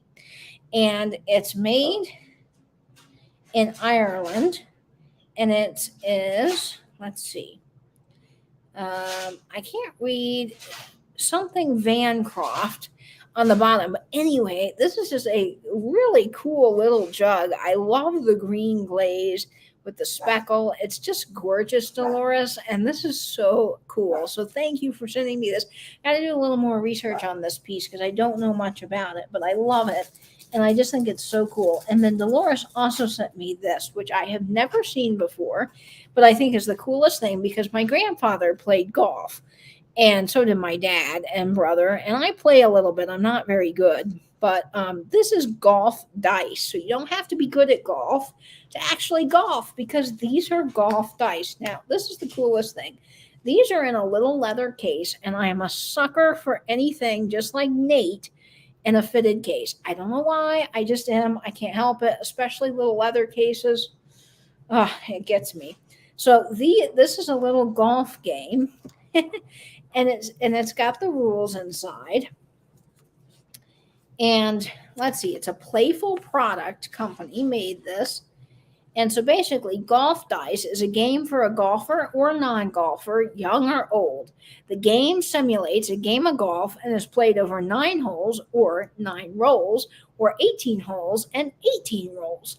The game can be played either one of 2 ways, and it has the instructions. And look at this. It says if all 5 thrown at once and following severance, that can't be right. Severance is no lied. It is so basically someone has made up their own game. And then it says oops and I can't read. So some kid or a person has made their own game on the back, which I just think is so fun. And so in this little case, which is just amazing, made in England, real hide leather, and guys, it smells so good because, you know, I love leather smell. It has all of the little dice. Now, have you ever seen anything like this? This is just really cool. And I don't know if I can get the dice out, but you can see like this one's a second short, so probably a short putt. You have you topped, so you top the ball, second topped. This one's so this is your penalty die. So second water, first penalty, 4 to the green. Oh, this one you hooked it left. Is it hooked? You hook it left or is it hooked right? I don't know. I haven't played in a while. And then let's see. This one is, third bunker for green, third on the green, third short. Okay. So, and then let's see. Okay, then you've got a putting one. So this is fourth on the green, seventh on the green. This is your putting one. So it's like 2 putts, 3 putts. You know, you got your little putting dice. And then, okay, so this one then gives you the instructions. So it says you're going to either drive it to the green, drive 180 yards, 250 yards. So let's see. And then drive, but you topped it. So another penalty on the side of that. You never want to top your ball. So, okay, so this is going to be fun. I can't wait to play this. Nancy, you are so... Nancy, it has been so wonderful having you here, is what I was trying to say. I hope you get better from the flu, because the flu is awful and we are all thinking about you. So Happy New Year. And I hope this gave you a little bit of a distraction. So Dolores, thank you for these. Just an amazing box all the way from England. So Dolores, I can't thank you enough. She packages it so well. She had all of these little dividers hand cut and carefully wrapped around everything. So it was just a wonderful box. And again, a great little thing that I can reuse. So I've got my pile over here of reusable materials, and that will be great. So we got a couple of more boxes to go. Thank you guys so much. I feel so incredibly spoiled. I really do. And you guys send me so many amazing things. I can't wait to open them all. Okay, so let's see what's on this side of the counter. Okay, so let's do this box. I don't know if Tiger is still here. Tiger, I don't know if you are or not, but Tiger sent me this amazing mug, and it's a little pug. It's a little reindeer pug. So there's little Louie. You've got all the colors, and then I love these little snowflakes that look like those 60s starbursts. So it's made by Spectrum Designs in 2018. So just amazing, amazing, amazing, Tiger. I love it. Great for my hot cocoa, my coffee in the morning. And Tiger sent a wonderful note in this box as well. And he sent, there's some packing peanuts in here. So Tiger did a nice job packaging this all up. And again, I will reuse the packing peanuts and bubble wrap for my live sale packages. So I'm really glad to have some of this extra packing material. So Tiger writes this note, and I just put the box on the floor. Tiger had a wonderful little card. This is a watercolor painted by young Simon while hiding in France during the Holocaust. So this is from the Holocaust Museum. So thank you so much, Tiger, for sending such a cool card. He says, "Hi, Katie. I found this mug and thought of you. I hope it really is a pug." Yes, it is a pug. I tend to get pugs and French bulldogs mixed up. I hope you like the mug, and if not, you can always sell it. Keep it real, Tiger. So that is very sweet, Tiger. This is definitely a pug, because the pug has the flappy ears and that squished face that's just so adorable, like Louie. Frenchies are very similar to pugs, but they have the bat ears. You can always remember them by the bat ears. So I love this. This is a beautiful, lovely card. And thank you so much, Tiger, for that. I really, really love this mug. I'm glad you're here while you get to see me open your box, because I love, love, love the mug. So thank you so much. Now, let's see. This box came from Vinny. So Vinny, are you still here in the chat? I hope you are. Hi, Catherine. I have a box from Catherine too, which is amazing. We spoil you because you spoil us. Aw, thanks, Catherine. I never feel like I deserve all of these wonderful things, but I'm really glad that I've gotten to know all of you, and we have such an amazing community. Did Jamie, let's see who just popped in the chat. I just saw a comment that went away from me now. I don't think Jamie's here. I must have gotten the little symbols confused. The chat does fly by fast. Oh, good. Okay, Vinny's here. So I'm going to open up Vinny's box. And let me set this. Now, I've said this before, but Vinny has good boxes. All of you guys have good boxes, but Vinny, he gets his boxes from Walmart, and they are sturdy. I always say that I will reuse a Vinny box. Now, when I package things up, it's so funny because I'm like Misty. I talk to my live sale packages and I'm like, okay, I got you, Cheryl, or whoever it is that bought you. And I put, their things together in a pile. And I get packaging and I'm like, oh, I'm going to use a Venny box, a good Venny box. Call me crazy, but that's what I do to get through some of the live sale packaging, which can be kind of redundant, but I'm one of the weird people in this community that loves to package things up. I don't know, it just makes me happy and it's relaxing. So I just put on music, I talk to my packages, and I package everything up, and I have a good time with it. So Vinny always spoils me, not only with the amazing Walmart boxes that he sends, but with all of his little treasures. And the first thing is this typewriter ribbon tin. It is Kodo Super Fiber Tin. I don't have this version, Vinny. I have another Kodo version, so this is really cool.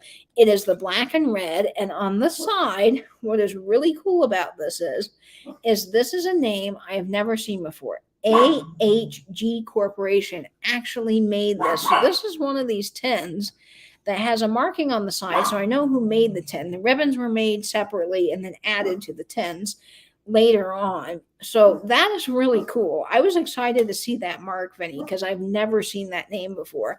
So they must have been one of the companies that made these, but primarily the American Can Company and Decorated Metal made them. Anchor Hawking made them actually for a while. They did make tins.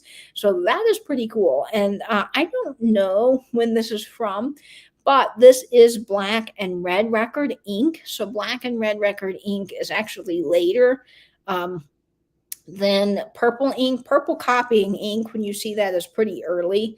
And then when you find tins with just black, that was more common like through the 40s and 50s. So this black and red came later, probably 50s, I would imagine, for this, because in 1960, they started moving away from these metal tins and they went to more sustainable packaging. Well, I guess I shouldn't say as sustainable because they went to plastic.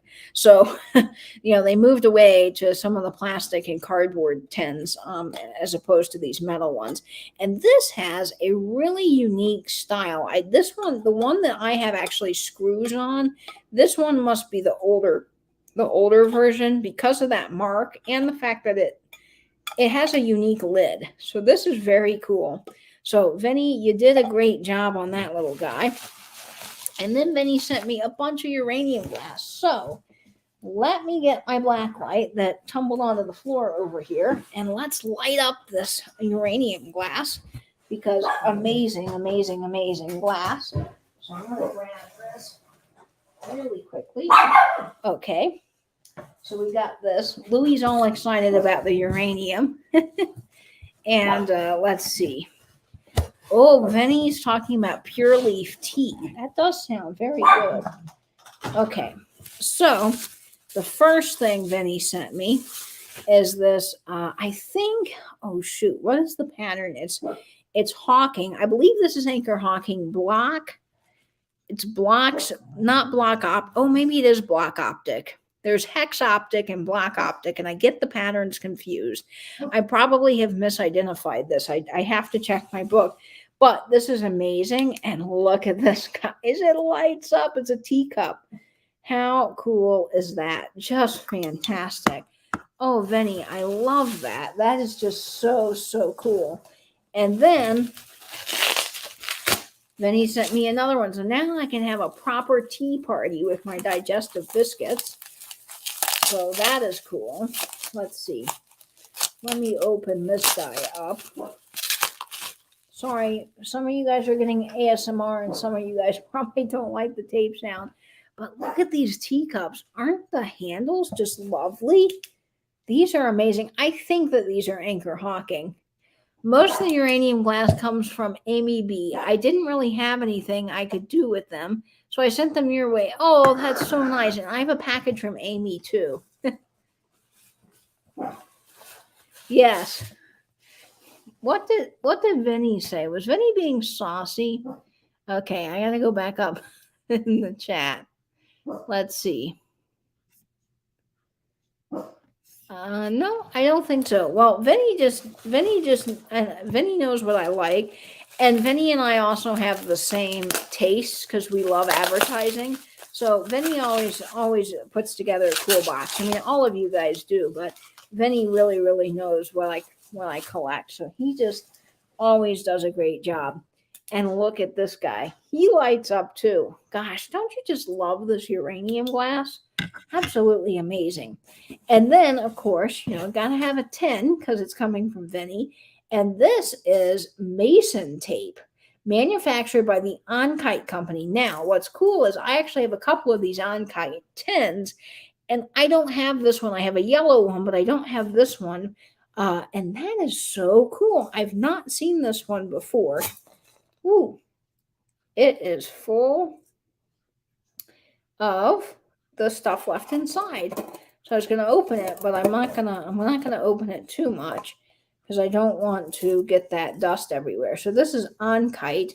Unkite made all kinds of tins. They were out of Passaic, New Jersey, and this just is so cool. So it contains 1.5 pound, 3/4 inch, 3 black mason tape. How cool is that, Vinny? This is amazing. So I actually have a couple of oil cans that I display my tape tins on, and this is going to go right in that collection. And then he also sent me some more cool rusty crusty things. Now, I have never seen this before, so I don't know exactly what this is. It is a very heavy glass jar, which is just amazing because it's got that octagon shape and it's really cool kind of optic design with this awesome red metal lid. So I don't know. I think this might have been part of a vanity set. Maybe you would put Q-tips in here. That's probably about the right size for something like this. Night Tiger. I think my dad found you the typewriter tin and that tape tin. Oh, Vinny, you got to tell your dad thank you for me. Vinny's dad also made an amazing piece of art for my bathroom. Well, I'm sure it was made just for my apartment, but I put it in my bathroom with all of these little tiny shaving razor blade boxes that he flattened and made into a collage, and it hangs in my bathroom now. I look at it every day. I love it so much. And Vinny's dad's very talented, but he also collects razors and razor blades, so he knows a lot about them, and it's just great. So thank you, Vinny, and thank your dad for me. Vinny just spoils me rotten. Every time I get a box from him, I'm like, ooh, this is half pint. This is a really cool old medicine bottle. I was trying to see, okay, I'm going to have to put on my cheaters for this, my little magnifiers. But look at this old medicine bottle. Isn't this cool? I have a collection of these old bottles. So let me put back on my magnifiers here, so I can see what this says on the bottom, because I think I might be able to tell you who manufactured this glass. So let's see. Okay. So the Owens, Illinois company manufactured this glass, I believe. Well, now let me see. No. Yeah, so I think this is an earlier Owens, Illinois bottle because it has the O and the I, which is, I believe, an earlier mark. Don't quote me on that. And then it's got the numbers off to the side, so I could look up what plant this was manufactured at, which is very cool. So Vinny, I love this. And it is for, okay, let me see. These letters are little. Oh, you guys are laughing at me, probably with my double glasses. Sale of, okay, this is just the law part, so not for sale after first use. Okay, but that is really cool. Check out the embossing on the top of this, and it's got a cool little old like metal cap. Yeah, this is really cool. I don't know what this would have held, some sort of medicine, but this is awesome. It's either medicine or alcohol. Yeah, or in some cases the same thing, right, Vinny? Yeah, this could be an alcohol bottle too. I don't 100% know, but that is really awesome. So, okay, let's see. There's more treasures down in the box here, which is just so cool. Okay, we got more uranium. Oh my gosh, check this out. Now, I don't know if this is the same pattern or not. It looks very similar, but I think this one's slightly different. It's one of the block opted patterns. It's not bead and block. I always get the optic patterns confused. But anyway, oh my gosh, this guy glows. I mean, you can see that from a mile away. Oh, that is fabulous. That is a really nice sherbet with the foot on the bottom. And I don't have anything like this, Vinny, with this little middle piece here. That is just gorgeous. Maybe this is a goblet and not a sherbet because it might be too tall for a sherbet. That is just so awesome. I love it. And then the last thing in this box, oh no, there's a couple of things. Oh, look at this. Okay, let's see. Let me start off with this guy.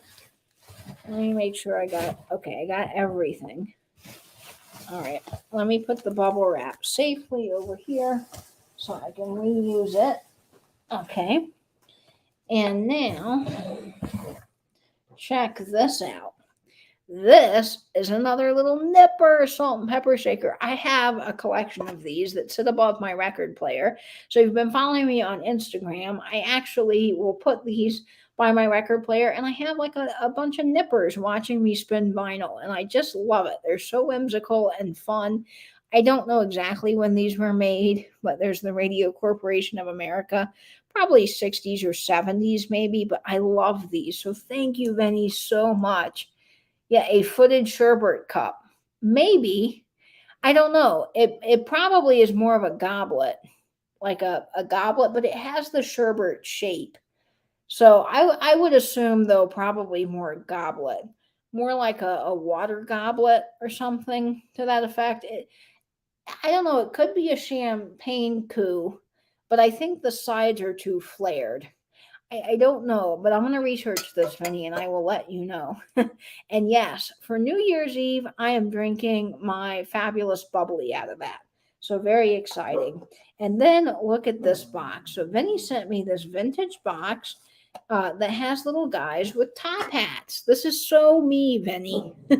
So perfect. I love the dancers and the top hat. Oh gosh, that's just amazing. The box by itself. And then Vinny included this, which is so super cool. Check this out. You guys are going to love this. I don't know where Vinny found this, but this is fabulous. Okay. This is made by somebody. If I can get it out of the bag here, it's a brooch. Spoiler alert, it's a brooch. And my hands are just not, okay, there we go. I don't know who made this. I think it's just a pin art piece. But check this out. This is all theater masks. So you've got the drama and comedy masks. You've got the masquerade masks. And you got kind of the Phantom of the Opera mask. And then more of the gestury clown masks. These are so cool. I have never seen anything like this, Vinny. So I don't know who made this. But wow, that is cool. Let me show you the back of this because this is really, really well made. I cannot wait to wear this to the theater when the theater opens back up. And of course, just wear it, because I love theater and I love all of these things. Wow, someone has made this together. So it's all different metals, which I like because you can wear with anything. And it's a really, really nice size, super well made. Look at that. Oh, that is a statement piece. Vinny, this is a stunner. I love this. Thank you so much. Oh, your mom found that for you the same day your dad found the 2 tens. Oh, well, again, tell your mom thank you. I have to send them a note. But that is just amazing. I love this so much. Oh, hang on. Sorry, I didn't mean to sneeze there, but that is just amazing. Thank you, Vinny. I really, really appreciate that. Oh, these are amazing, amazing things. Okay, so let's see. Let me package this back up carefully. And then let's move on to our next couple of boxes. Oh, Vinny, you spoil me so much. All of you guys spoil me so much. It is just amazing. Yes, so friend mail from Vinny's parents. Vinny's parents are so sweet. I always talk to his dad, Salty Croc, in his chat, and I think his mom is Mystic Mom. Is that right, Vinny? Your folks are just fantastic. They are so sweet in the chat, and I love seeing them at your sales. I keep missing Vinny's sales, and I can't wait to get back to more of them in the new year because Vinny has some fun sales. So if you are not following Vinny over at Vintage Vinny, make sure you do that. He's really kind and caring and thinks about everyone in the community and picks out really fun things like this. So he definitely pays attention, Vinny. You get a gold star on your homework. Okay, so that's the fun box from Vinny. I feel so spoiled. It's like Christmas over here. And now, if I weren't spoiled enough by Vinny, Catherine Young has just spoiled me too. Because I opened this little package from Catherine. And this is an amazing, amazing box that Catherine sent me. Now, she had this in her live sale package. I see Vinny's comment. I never did my homework. This is an amazing box from Catherine Young, who is in the chat, I believe. And she just spoiled me. She wrote this really lovely card, and she put it on a papyrus card. Now, I love papyrus cards. They make beautiful stationery. And this card is just stunning. Check this out.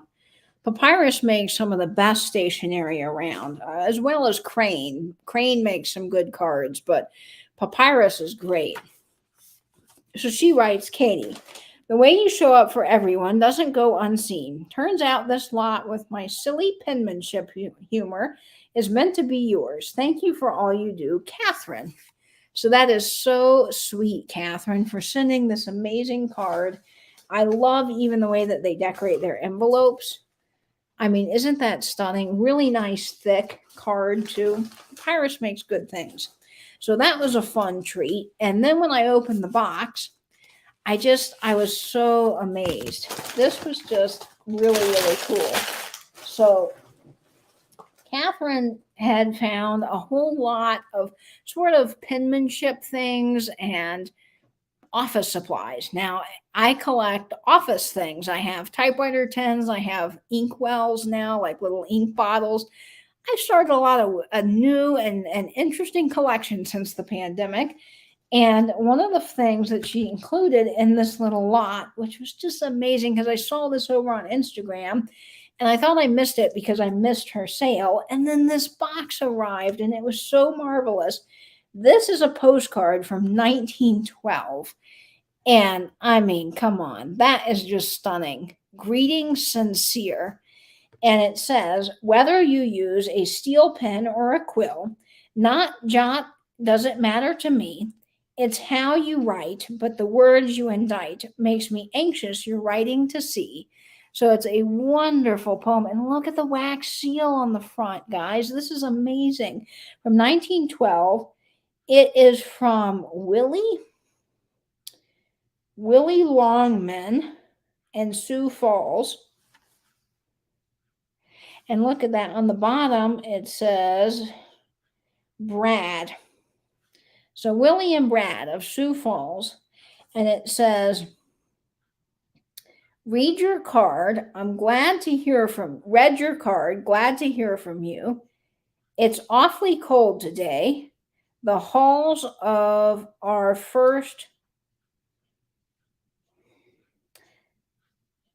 something of our best crops today. Pick some of our best crops today, I think.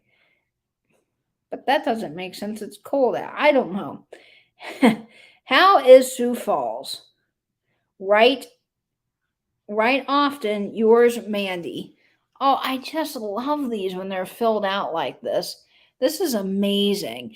And Kelly over at Mossstone Story, if you're not following Kelly, she did a whole video on how to date postcards. Of course, they're really helpful when they have the postmark, but you can look for a line down the middle. And what's interesting is this one doesn't have the full line. So it is an older one, and this is just fabulous. It's by the Zim Company, and I just love the little guy with the top hat and the wax seal with the pen. I mean, this, Catherine, is spectacular. Yeah, I do too. South Dakota is always cold. I know, Vinny, check out those graphics. They're just amazing. And then there's more fun things in here. So here's a whole lot of vintage, well, I shouldn't say vintage, these are antique, 1903 prescriptions. And I mean, check these out. Aren't these so cool? This one, it says, take as directed. I don't know what medicine this is. Something lung, I think. This one is from, they're all from, I think, December 19th of 1903. Ginseng, I think, is what this is. I think, but I'm not 100% sure. And they're just so cool. I mean, look at the handwriting on these. These are from Green and Bentley Drug Company, West High Avenue in Iowa. We guarantee purity of material and accuracy of compounding. So it's a compound pharmacy. Oh my gosh. I mean, look at these guys. Aren't they amazing? I just love these. So, Catherine, thank you so much. That is an amazing, amazing lot. Yeah, Vinny, I don't think you could still take those in today with the date on them like that. And then that's just part of the box. She just really sent some incredible things. So she also sent these. Now, these are bone, or not bone, mother of pearl, little letter opener. And I've never seen something so beautiful. That's just gorgeous. And then it has a little mother of pearl quill pen, a fountain pen. Well, yeah, this isn't quill. This is fountain. So that is just so cool. This is probably an antique set. It's gorgeous. And this letter opener is actually got some nice sharpness to it still. So it would work. So, Catherine, that is a stunner of a piece. And then she also included all of these little office bottles, which just makes my heart so happy. Sanford Solvine Type Cleaner. So this is by the Sanford Ink Company. I actually have a whole collection of Sanford bottles. And this was made, well, it just has number 11 on the bottom. So I'm not sure who made the glass bottle itself. But brush thoroughly and will dry immediately to avoid lint. Do not wipe with cloth or felt. So this actually is a typewriter ribbon cleaner. I have several of these, but not this bottle. So this is very, very cool. And it's Sanford's, which goes along with my Sanford's collection. So fabulous on that. And then there's also this little bottle. This is, let's see. I think it's Skip. Is it Skip brand? Let's see. Oh, there's a patent date. Hang on. Okay. Patent date.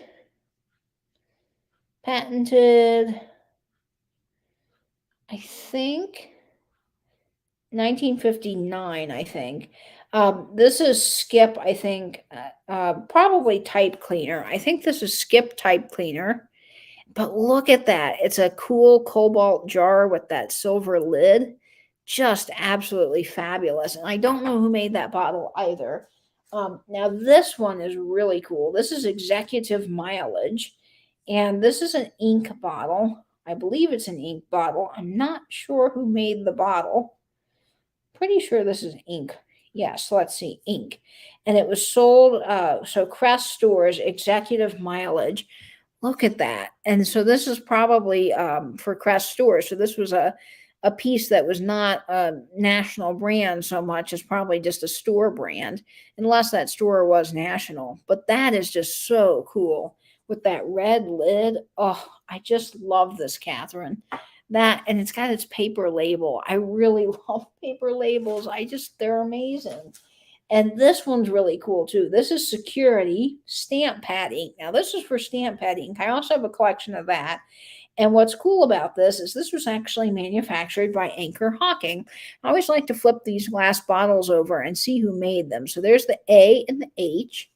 And it's got its paper label.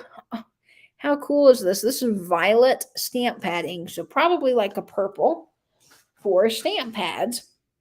Probably for old office stampers and such. And then this one is really cool. Now this is made. Okay.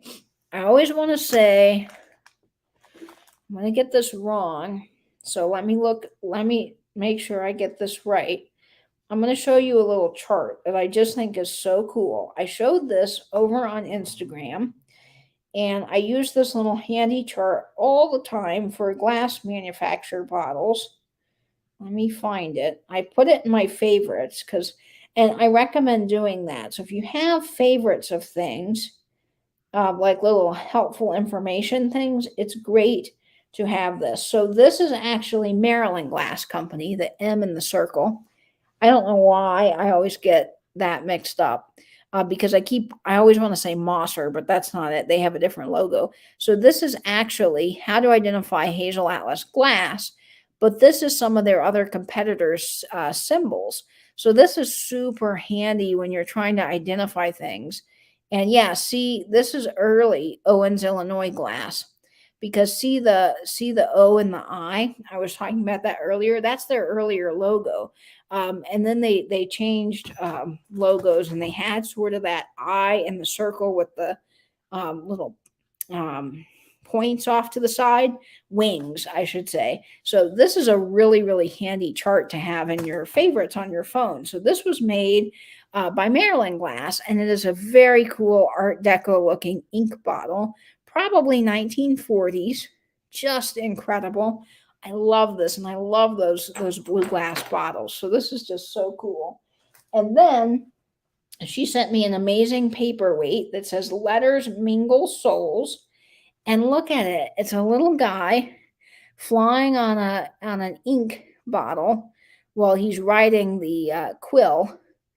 And then he's got the little ink bottle. So isn't that amazing? An old fountain pen with the inkwell. I just love this, Catherine. This is so cool.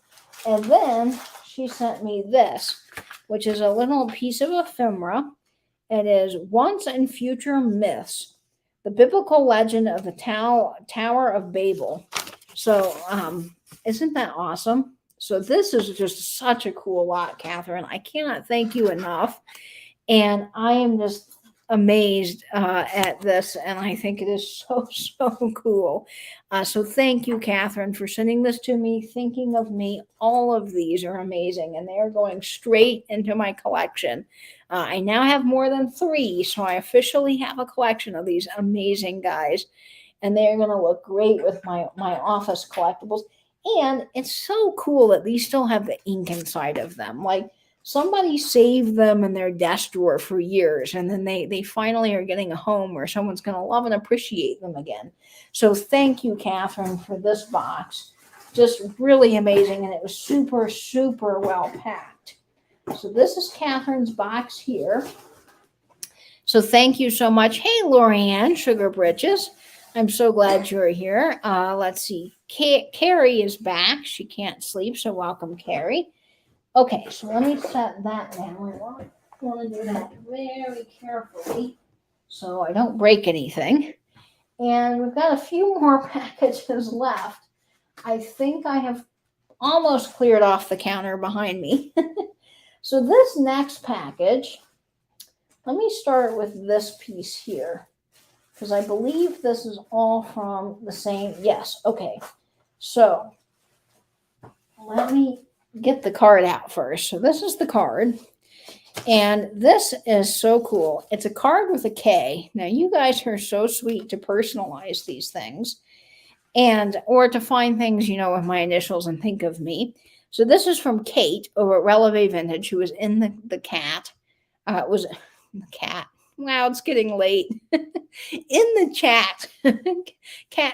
Kate was in the chat. There we go. I promise I'm not losing my mind. Yes, the Tower of Babel is the origin of language. Yes, and it's a fun myth to read, Catherine. So I can't wait to read more about that. That is very cool. So Kate writes, here is the lovely brooch from Sue. So Sue bought me a brooch, which is amazing. It's a Trifari brooch off a Pam sale that she had with Kate. And she said, so glad this is going to get to you. I think it was meant to be yours. One of these records you mentioned on my post, and the other I included because I thought you'd enjoy the New York graphic. Have a wonderful day. Love, Kate. So that's such a sweet, sweet card. This is just amazing, Kate. So she included all of these things. And here's the brooch. So this brooch is amazing. It is a Trifari brooch, and I believe, yes, this is a crown Trifari brooch. So Trifari had different marks throughout the years. You can look them up online. KTF is their earliest mark, which is Crossman, something, and Fischl. KTF. So that was their earlier mark, like in the 20s. And then they had Crown Trifari and Plain Trifari, and then Trifari as they got later with the copyright symbol. So this is a Crown Trifari piece. Now, Crown Trifari is like really, really nice. Trifari is fabulous, excellent, high quality jewelry, but Crown Trifari is just a little bit better than regular Trifari. And this is one of their crown brooches. They were known for these crowns. In fact, some of them with the cabochons can go really, really high online. So this was a beautiful piece. And look at the way this is all prong set. The top crystals, the rounds are prong set. And then you've got the baguettes and the marquee shaped stones. This is just gorgeous. And I just cannot wait to wear this. So this is a stunner of a brooch. So thank you so much, Sue, for this. And I'm really glad to finally own a crown Trifari brooch with the actual crown. And then Kate, I believe Kate also sent me this. This was wrapped up inside this really cute packaging with the little old-fashioned cars and the trees. And yes, I think this has the same sticker. So I think this also came from Kate. And if I mix this up, I'm so sorry. This is a record cleaning cloth. So this is for best hi-fi and stereo. And it's so cool. It removes static charges. But look at the graphics on this.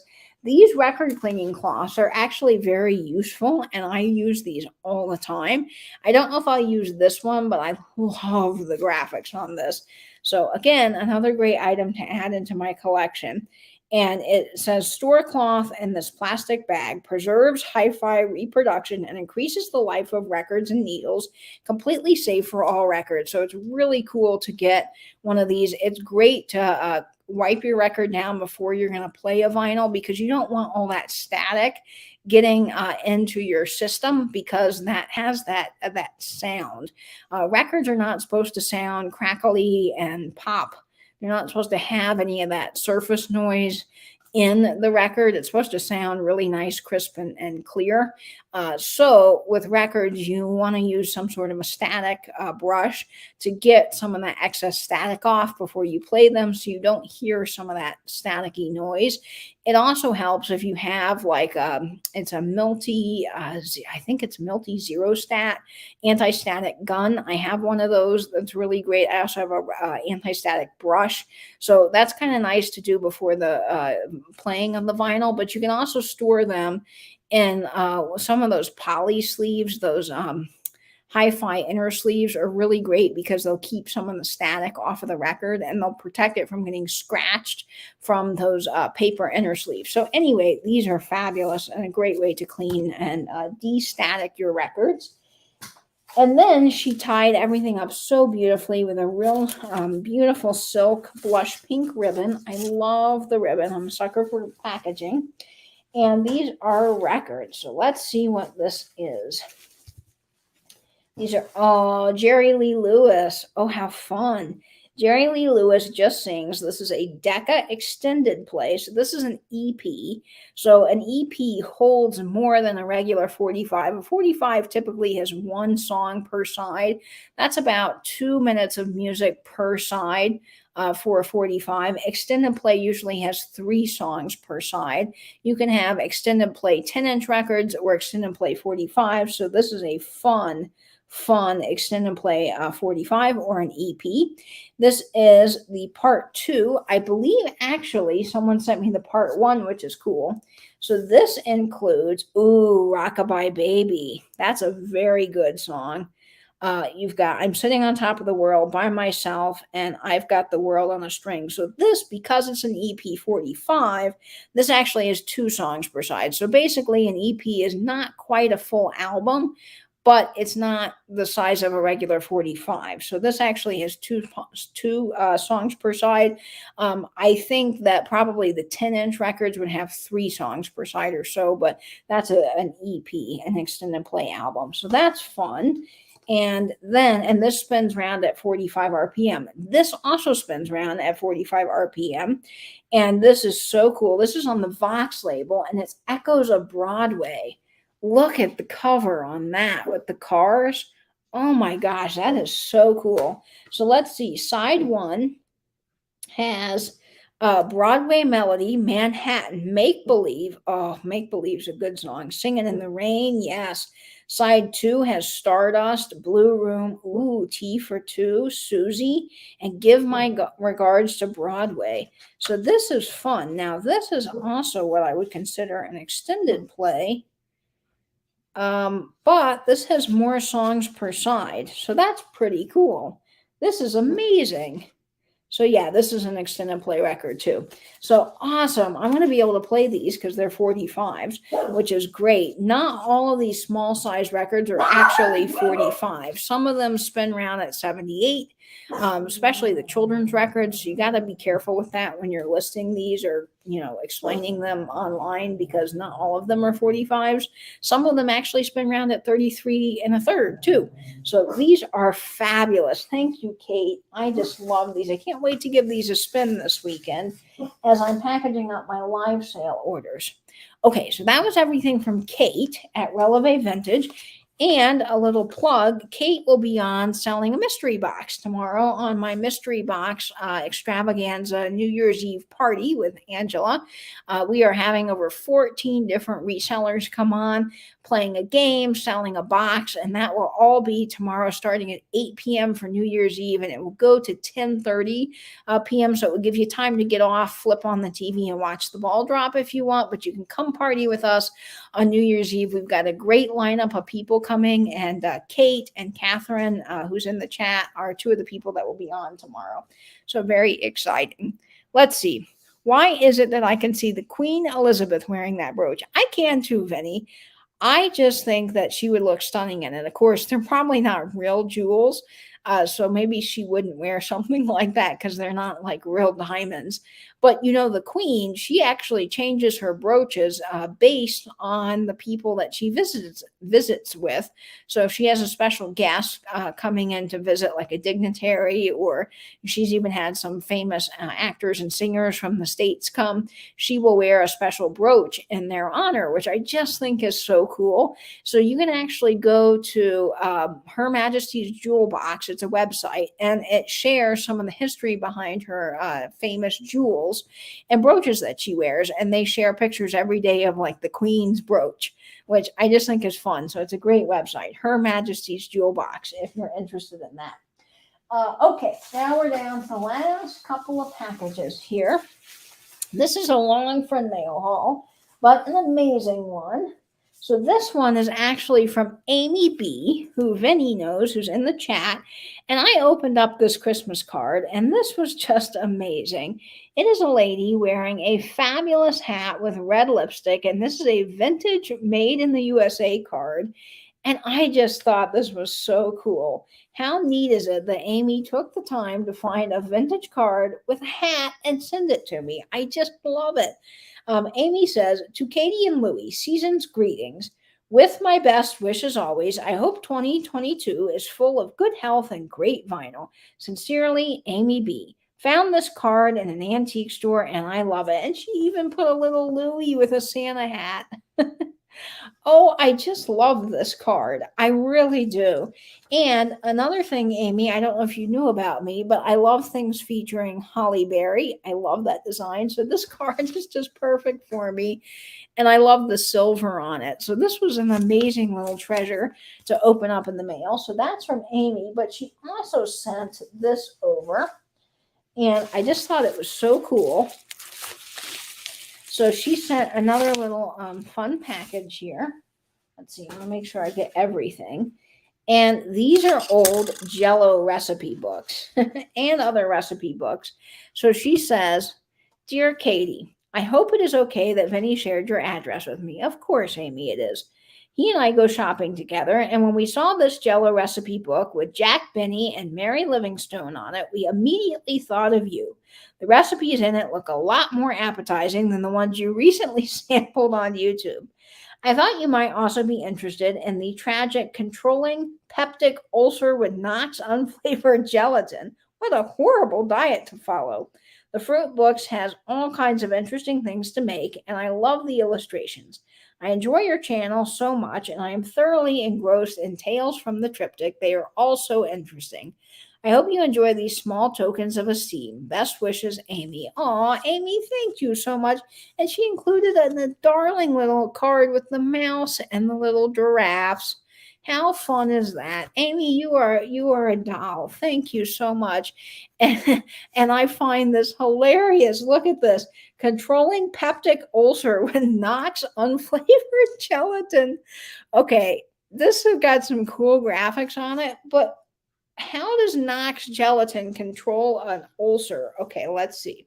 Things you should know. Since the incident of peptic ulcer in this country has doubled from 1905 to the present due to the increasing tempo and strain of our times, and 1 out of every 10 people will suffer a peptic ulcer in their lifetimes, it follows that many people are or will be asking the same questions about ulcers. Nothing says Jello like stomach ulcers. Oh boy. Here are the questions and their answers. All right. So 1 out of 10 will suffer. So here's a guy talking to his doctor. I don't, man, this is interesting. Why is this book even made? But it is so cool. I love quirky things like this, Amy. This is great. Okay. So let's see. It says, what causes the erosion? Well, I kind of think that Jello does, because there was some wacky stuff in the Jello. I know that's not factual or medical, but I mean, do eating habits have anything to do with it? Yes. Well, spicy, rich foods or too much alcohol or not enough food can produce pain and ulcers. Okay, so let's see. A special ulcer diet. So 8 a.m., you're going to eat orange juice. Okay, why would you eat orange juice with a stomach ulcer? That doesn't seem like that would go very well together, but okay. A glass of cooked cereal with cream, so probably oatmeal or cream of wheat, an egg, soft boiled, toast or stale bread, butter, and milk.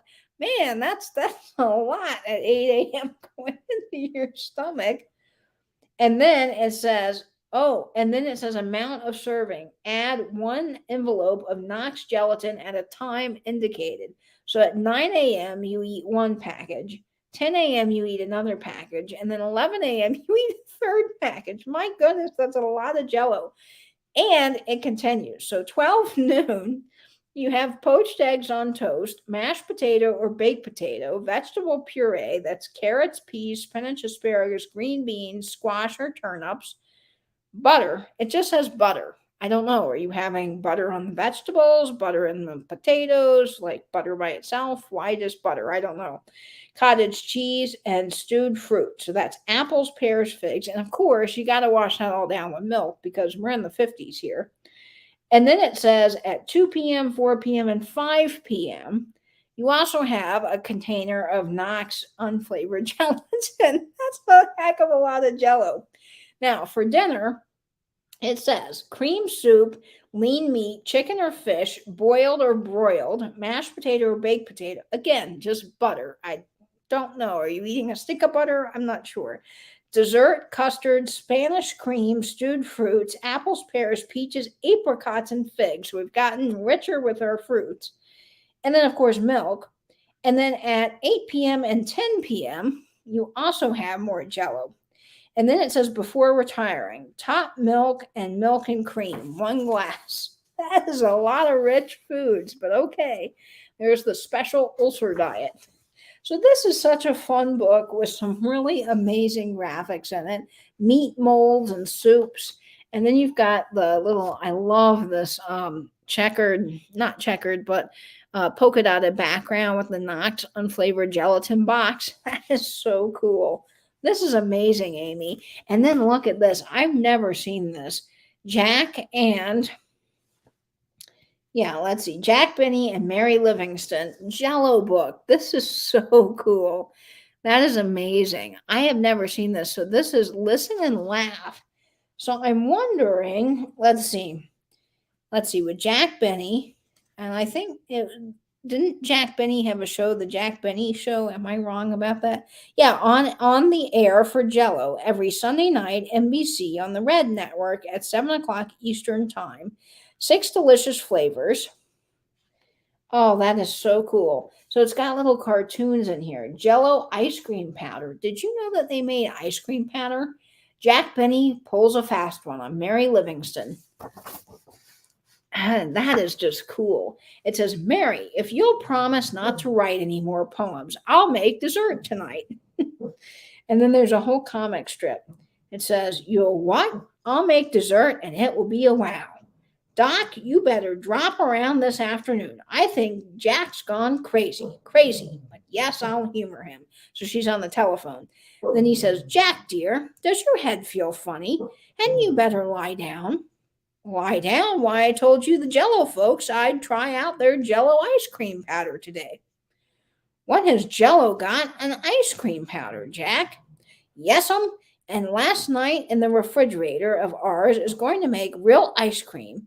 No trayful of icicles.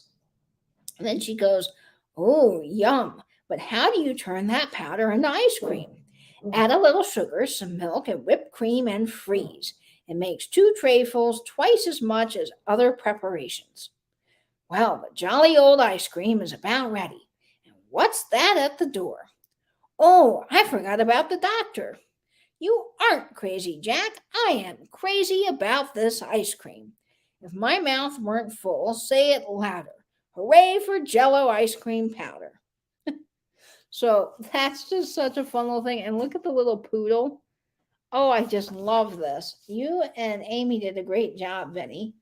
So it's got all kinds of fun. And look, this is a little Jello mold. So yeah, you could write in for these Jello molds.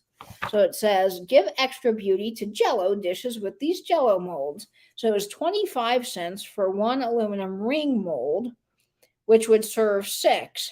Wow, that's a good price. And then 6 aluminum, or you could also pay 25 cents for 6 aluminum Jello molds, which is awesome. And look at that. I mean, the strawberry Jello does look pretty good, I must say. Here are some Jello pointers I picked up in the General Foods kitchen. So there's Mary. So this is just so cool. Oh, look, there's a little pop-out thing here for Great Seal products. What is this one? This one is crusted tomato salad. Ooh, I don't know about that one. Let's see what's in it. Okay.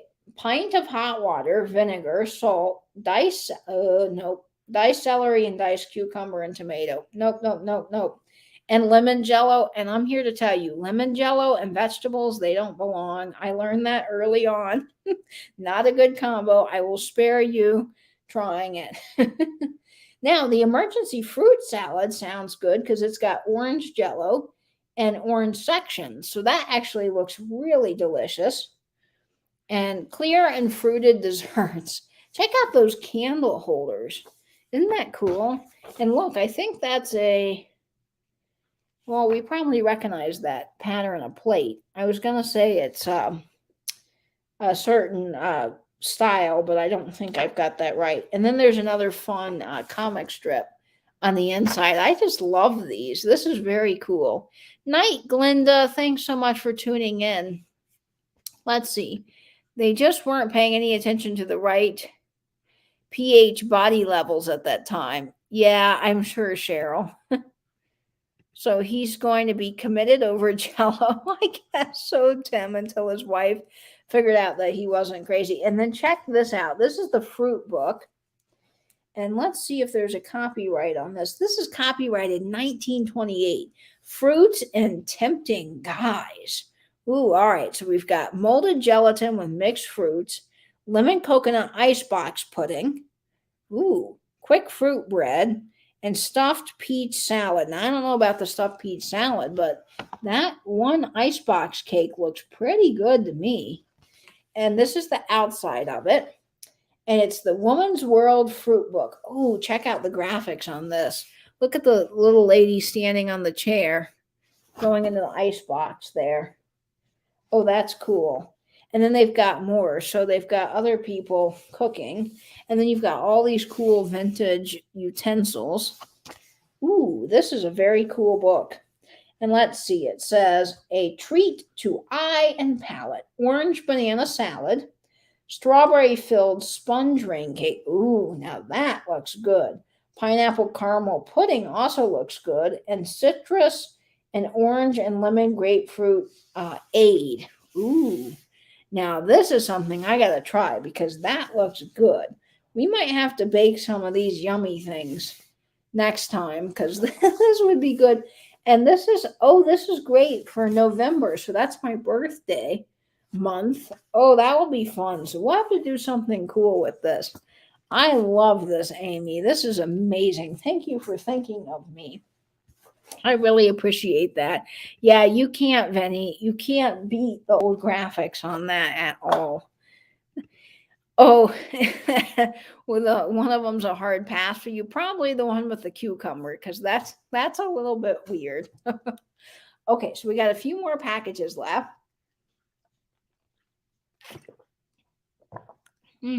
All right.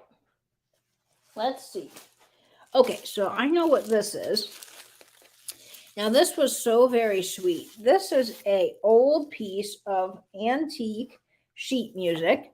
And this came from Sam at the Pink Elephant Parlor. She was having a sale one night, and it was a jewelry sale, and everybody thought that this sheet music looked like me. So people immediately bought this for me, and I think that this is so cool.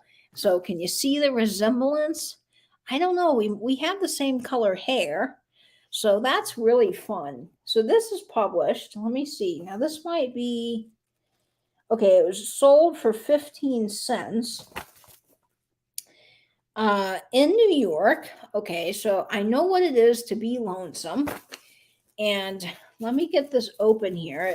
Sam at the Pink Elephant Parlor always does an amazing job wrapping things. If you're not following Sam, she has some really good items.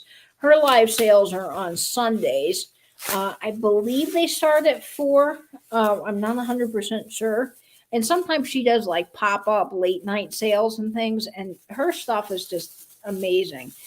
So many people to follow in our community, guys. So make sure you're subscribing to everybody in the chat and follow each other. This is just so cool. So Smashing Songs hits are on the back. And then on the inside, okay, I'm going to need help. I do not know my Roman numerals at all. We all talk about this in our community, how we need to learn. It's MCMXIX. Does anyone know what that is? Because I don't off the top of my head. But look at this. This is really cool. The inside of this advertises, also get this song for your Victor talking machine or piano player. So how cool is that little insert? So for these would have come out early enough to be on 78s. And then for the piano players with those rolls that you would put in and then the piano would play. How awesome is this? This is just such a cool little piece of ephemera. Okay, Tim says 1929. That would probably make sense. I would think so because let's see, German-American inventor Emil Berlinger invented the 78, and he really kind of sped along the process. Thomas Edison had invented the record, and the record player, but he invented the talking machines more as a way to actually record your voice and play it back later. He never really saw the idea of it being for music, but other people did. So he did come up with the little record cartridges and the round cylindrical records. And of course, they weren't as popular when 78s came around because 78s just made so much more sense.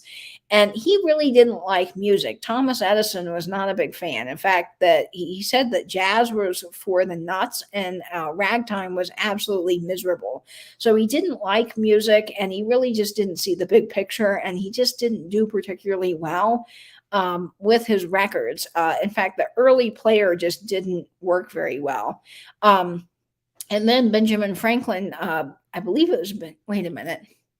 It's late and I'm probably getting my my facts mixed up, but there were other people that approved upon his invention is what I'm saying. And I will put notes in that in the description box if you guys want to know. But then it was German inventor Emil Berlinger that actually came up with the 78. And really that was the birth of what we know and love as records. So I think that's just such a cool little advertisement. So definitely early. Okay, so that is that. And it is getting late, so we're going to wrap up with our last package here. This is a wonderful little package from Sabrina Simon. She says, thank you for all your purchases and your support. Thanks for your patience. Also, I picked this tin tray up for you about a month ago in an antique store and almost forgot to send it. So this was perfect timing. Also, congratulations, you won $5 off your shipping, so there is no charge for me in shipping. Oh, that's very nice. I don't know the age of this tray, so I'm sorry if it's not very old. Maybe you can educate me one day. Love, Sabrina. So she wrote this wonderful card, and Sabrina Simon has a great channel as well. She's done some sales with Pam Blanchard, and I bought this little tin from her, this little typewriter tin. In fact, I believe this one might have been gifted to me on the sale. I just can't remember because it's been some months ago. So I'm sorry if you purchased this for me and I didn't mention your name. But this is an amazing typewriter ribbon tin for Carter's. This is Carter's Ideal, and it's got the flower on it. I just love these. I don't come across them that often, and I want to see if this is marked. I always like to do this. Okay, this one's not marked, but I bet Decorated Metal probably made this tin. Okay, this is Black Red Record, so this is a little bit later, but just amazing. I love everything Carter's done, and this has some great graphics on it. So this is going in my tin collection, and this also came from her, and this is pretty cool. This is a Coca-Cola tray. Now, this is a reproduction of the Hamilton King Girl. Vinny, when did the Hamilton King Girl come out? Was that 1910 or 1912? If you're still in the chat, I don't remember off the top of my head. But this tray is pretty cool because I have a real Hamilton King Girl tray, but I don't have like a serving tray. So what I like about these reproductions, even though I don't hang them on my wall, they're really good when you have a party or something. And I entertain a lot. I don't now because of what's going on in the world, but when I did, I always had a lot of hors d'oeuvres and fun things. And this tray will just be perfect for that. So I love that. Let's see. Oh, 1909. Right. 1909 for the Hamilton King Girl. And the repro was 1971. So this is from 1971. But it is still cool, and I can put my drinks on it. I can have my cheese. Gotta love cheese and nuts in this community. So this will be a great little item for that. So I love it. Thank you so much for thinking of me. Okay, let me make sure I got everything. If I have missed something you have sent to me, I am so incredibly sorry. But this area is quite filled with treasures, and I am just so amazed that you guys want to send me something. I never thought when I started this that I would be getting all kinds of fun things from people all over the world, but it just really amazes me. And my ring light just took a tumble, so it is definitely time to wrap this up. It fell over, but none of the treasures got harmed. So that's a good thing. We're all set there. But thank you guys so much. You never have to send me anything. I say this every time, but you guys are so amazing. You always send me treasures, and you think of me, and you personalize things like with special cards and notes and stickers, and it just means the world to me. I can't thank you enough. So really, this has been a great friend mail unboxing. I'm glad I finally got it done and could share this with you. Again, don't forget to come back tomorrow on my YouTube channel because I will be having a fun New Year's Eve event with Dear Angela's Vintage. So at 8 p.m. Eastern to 10:30, we'll have over 14 different resellers coming on and selling. And I can tell you the list of sellers right now. So we've got... Let me see. I just posted this today. So the list is as follows. We have Misty, Thrifter, Junker, Vintage Hunter, Kate, Releve Vintage, Real Nifty Vintage, and Barb, Winking Owl Antiques, Daniel, Tacky as Me, Stephanie, Thrifting Adventures, the Kitschy Cat is coming on. That's Kathy. The Withering Cottage, Day Trip Vintage, Julie, Tigers, Timeless Treasures, Pam Blanchard, Claudia K. Vintage, Catherine Young, and Tippy Wings Vintage will all be there tomorrow night to help us celebrate the new year, sell some mystery boxes, and play some games. So it's just going to be a great hangout on my channel tomorrow, so make sure you tune in for that. And as always, folks, I hope that you will stay in, stay safe, and pinch YouTube. And I will see you on Instagram in the meantime. Bye-bye now.